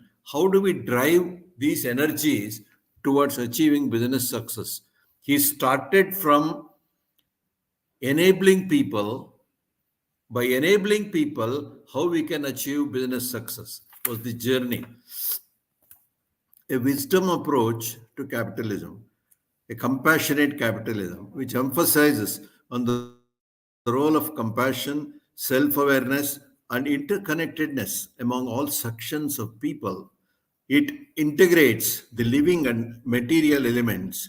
See, you can look at a business organization as a living machine. There is a machine part to the business organization with processes, systems, and logical frameworks and all that, which provides a lot of sustenance, which is important.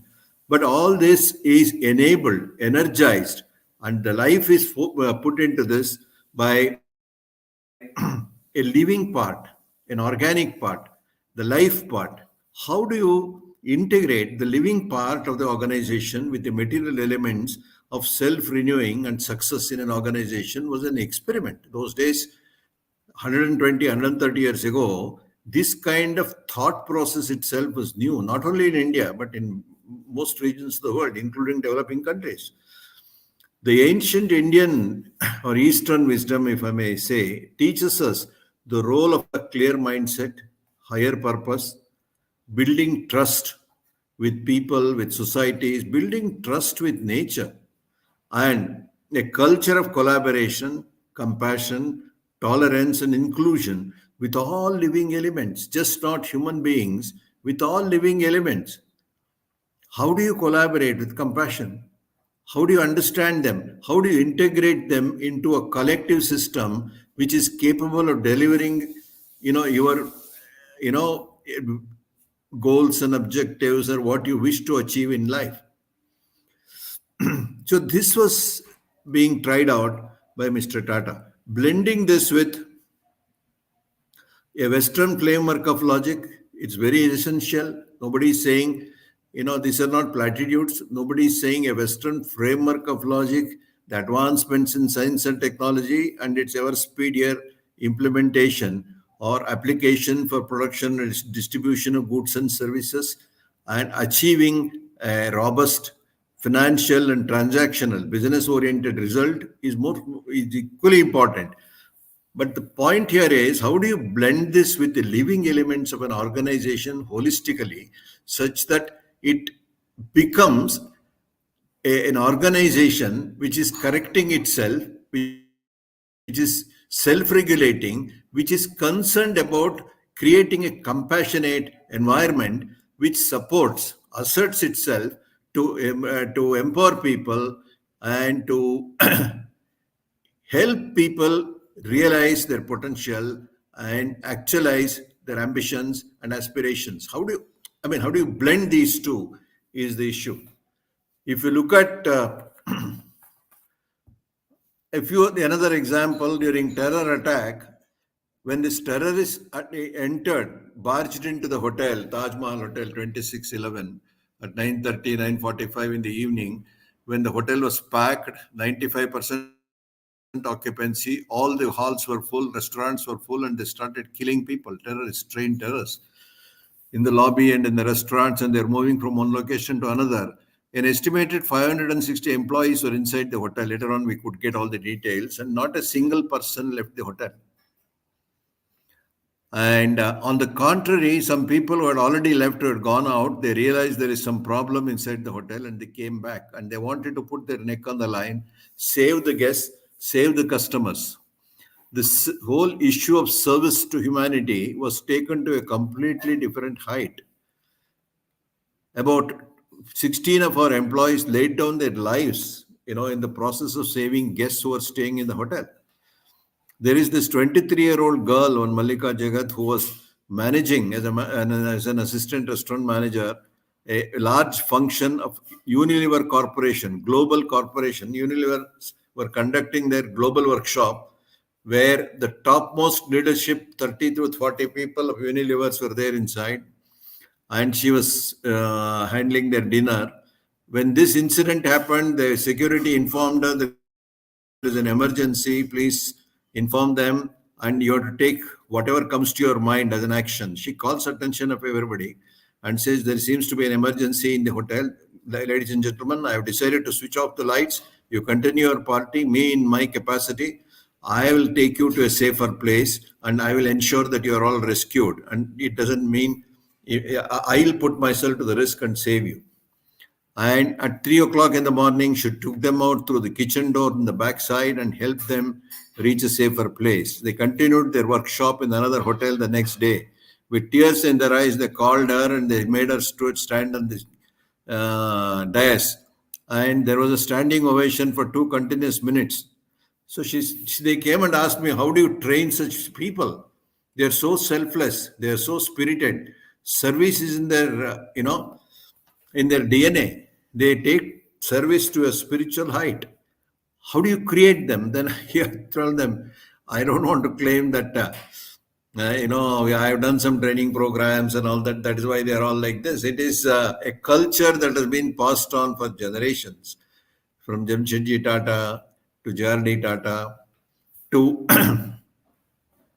Ratan Tata and several generations of people, there has been a demonstration effect of being selfless, serving societies, serving communities, and keeping them happy.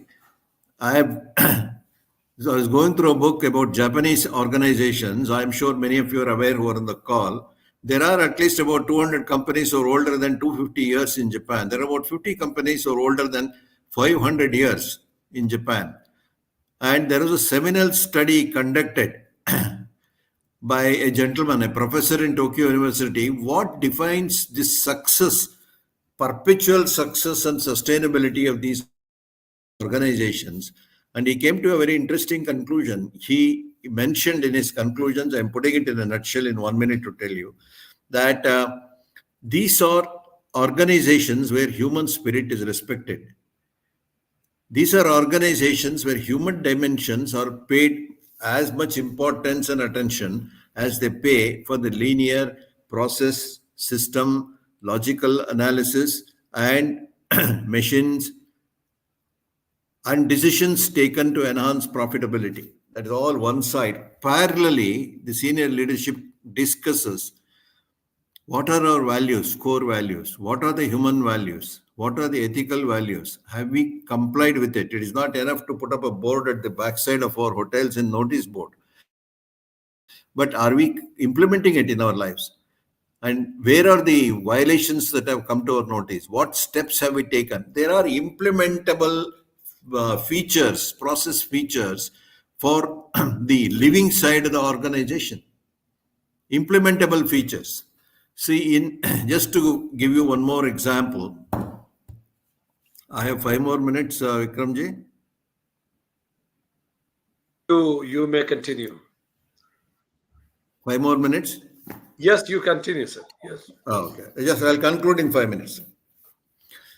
One more example, when Mr. Ratan Tata said he would like to see the families of all the people who have laid down their lives during the terror attack, and he gave me just 24 hours notice to gather them. The families of 16 people had laid down their lives. Some of them had to travel. I made arrangements for their stay and their travel and all that. And one example I'll just give you and move on, and which I can never forget.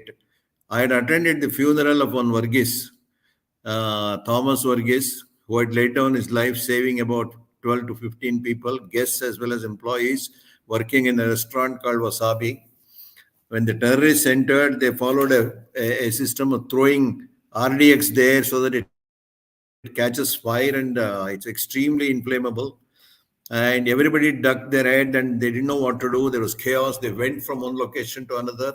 They were carrying AK-57 automatic machine guns. Once you pull the trigger, there's a spray of bullets. They thought all of them will get so terrorized, they will all come running to the lobby. They can come back and kill all of them. So this guy was the senior most person, a waiter. And he said, you let us all hold our hands and first rescue the 9 guests who are sitting here and He took them through a spiral staircase at the backside into the kitchen.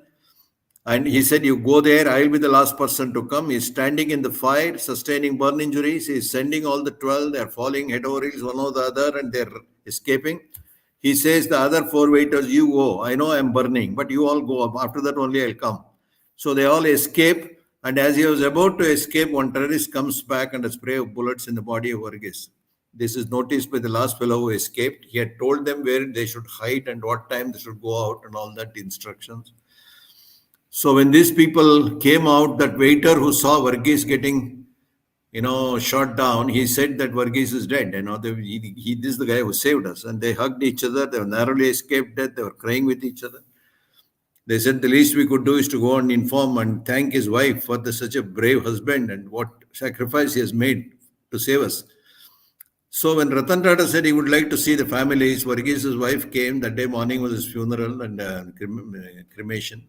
I attended that. And this woman is smiling, crying, breaking down, and she says, I am not unhappy, sir, I am happy. He followed the real true values, selfless human values of service. And he has been so fond of working in the company, he was very excited to go to office than stay at home. He was committed to service.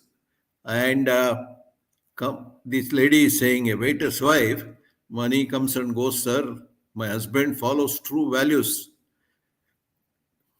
He laid down his life like a brave soldier, and he has brought respect and dignity to my family. What I'll do is to put up his photograph in my living room, and we will pray that my children should practice these values.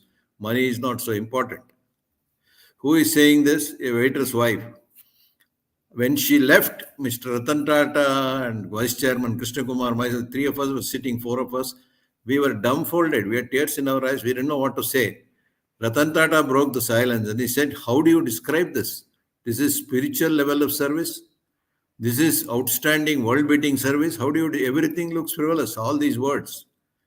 This fellow laid down his life to save 15 people, and this woman is saying, a waiter's wife, that money is not important. Values are important. I can't believe this. It's amazing. She stands so tall in front of us. We look like pygmies. This Varghese will enter the kingdom of God straight away. He'll be welcome there. Now, then when Dr. Deshpande approached me after about 2-3 months from Harvard University, when this case study was being built, he asked me, how do you build this? How do you build this kind of a totally spirited, selfless commitment? I said, of course, I'll tell you what kind of recruitment we do, what training programs we offer and all this. That is only 5%. 95% of this happens when you build strong stakeholder relationship culture, when you are empathetic, compassionate with all sections of people like customers, employees, societies, communities, whether it is tribal community or other communities, you engage with them, think about their welfare, blend them and their aspirations into your organizational plan and deliver that plan, make the people who are around you feel happy, collective human welfare, like I told you in the beginning, achieve that and then look at your numbers. But both has to happen parallelly. When this happens, you're building an incredibly strong, where service is taken as a spiritual practice, is taken as a higher level of practice, and you can transform communities and across the world. And this is a new way of looking at organizations, looking at success, looking at sustainability, like that seminal study that professor in Tokyo University did. So there is a lot of thinking and there's a lot of work one can do in some of these kind of Indian companies. I'm not saying it's only Tata. There are many companies who put service in the center, selflessness in the center, serving communities, serving human welfare in the center, and they achieve success doing all this, and also, business success through financial results.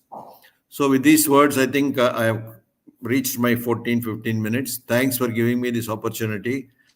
Thank you. Thank you very much, Srinivas. Such an inspiring and real life sharing that you did. Actually, time really flew. When you said, do we have more time? Then for the first time, I saw a watch while listening to you. It has touched my heart. It must have touched everybody's heart because these are the real incidences, and this is India's own company. And India has grown with the growth of Tatas. And indeed, no wonder it is one of the most trustworthy brand because they uphold humanity, they uphold human values. Service is in DNA, as you rightly mentioned.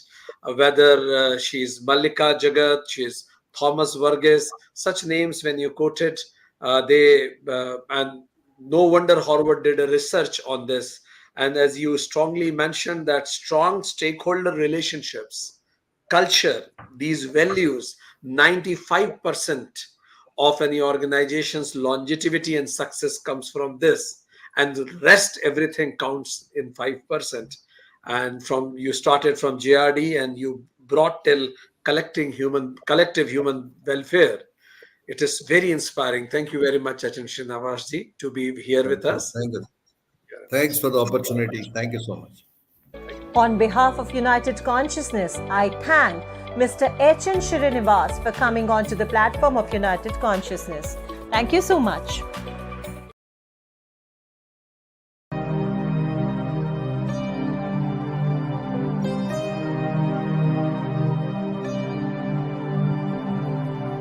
सर्वे भवन्तु सुखिनः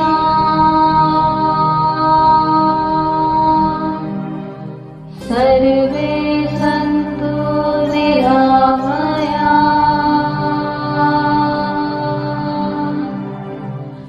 सर्वे भद्राणि पश्यन्तु मा कश्चित् दुःखभाग् भवेत्।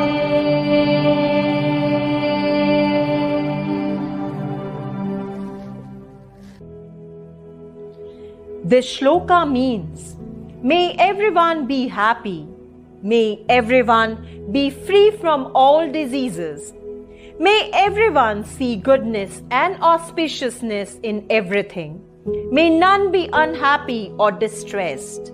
Om Shantihi, Shantihi, Shantihi. I am highly privileged to have this opportunity to present my gratitude to all those who have witnessed and blessed this event directly or indirectly.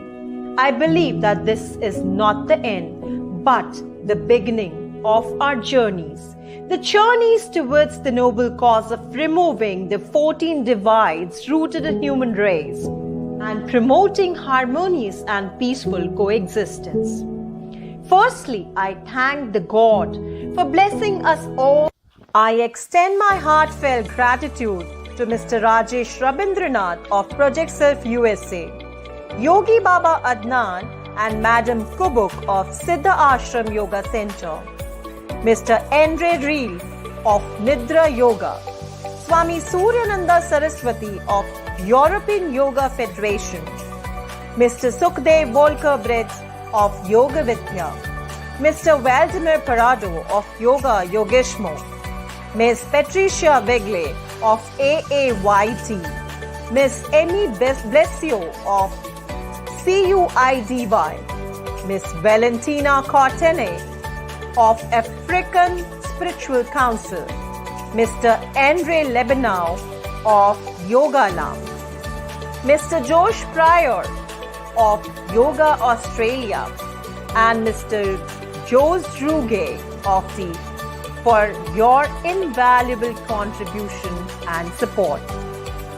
I am also very thankful to Dr. Vikram Singh Tomar of United Consciousness for hosting such a beautiful program.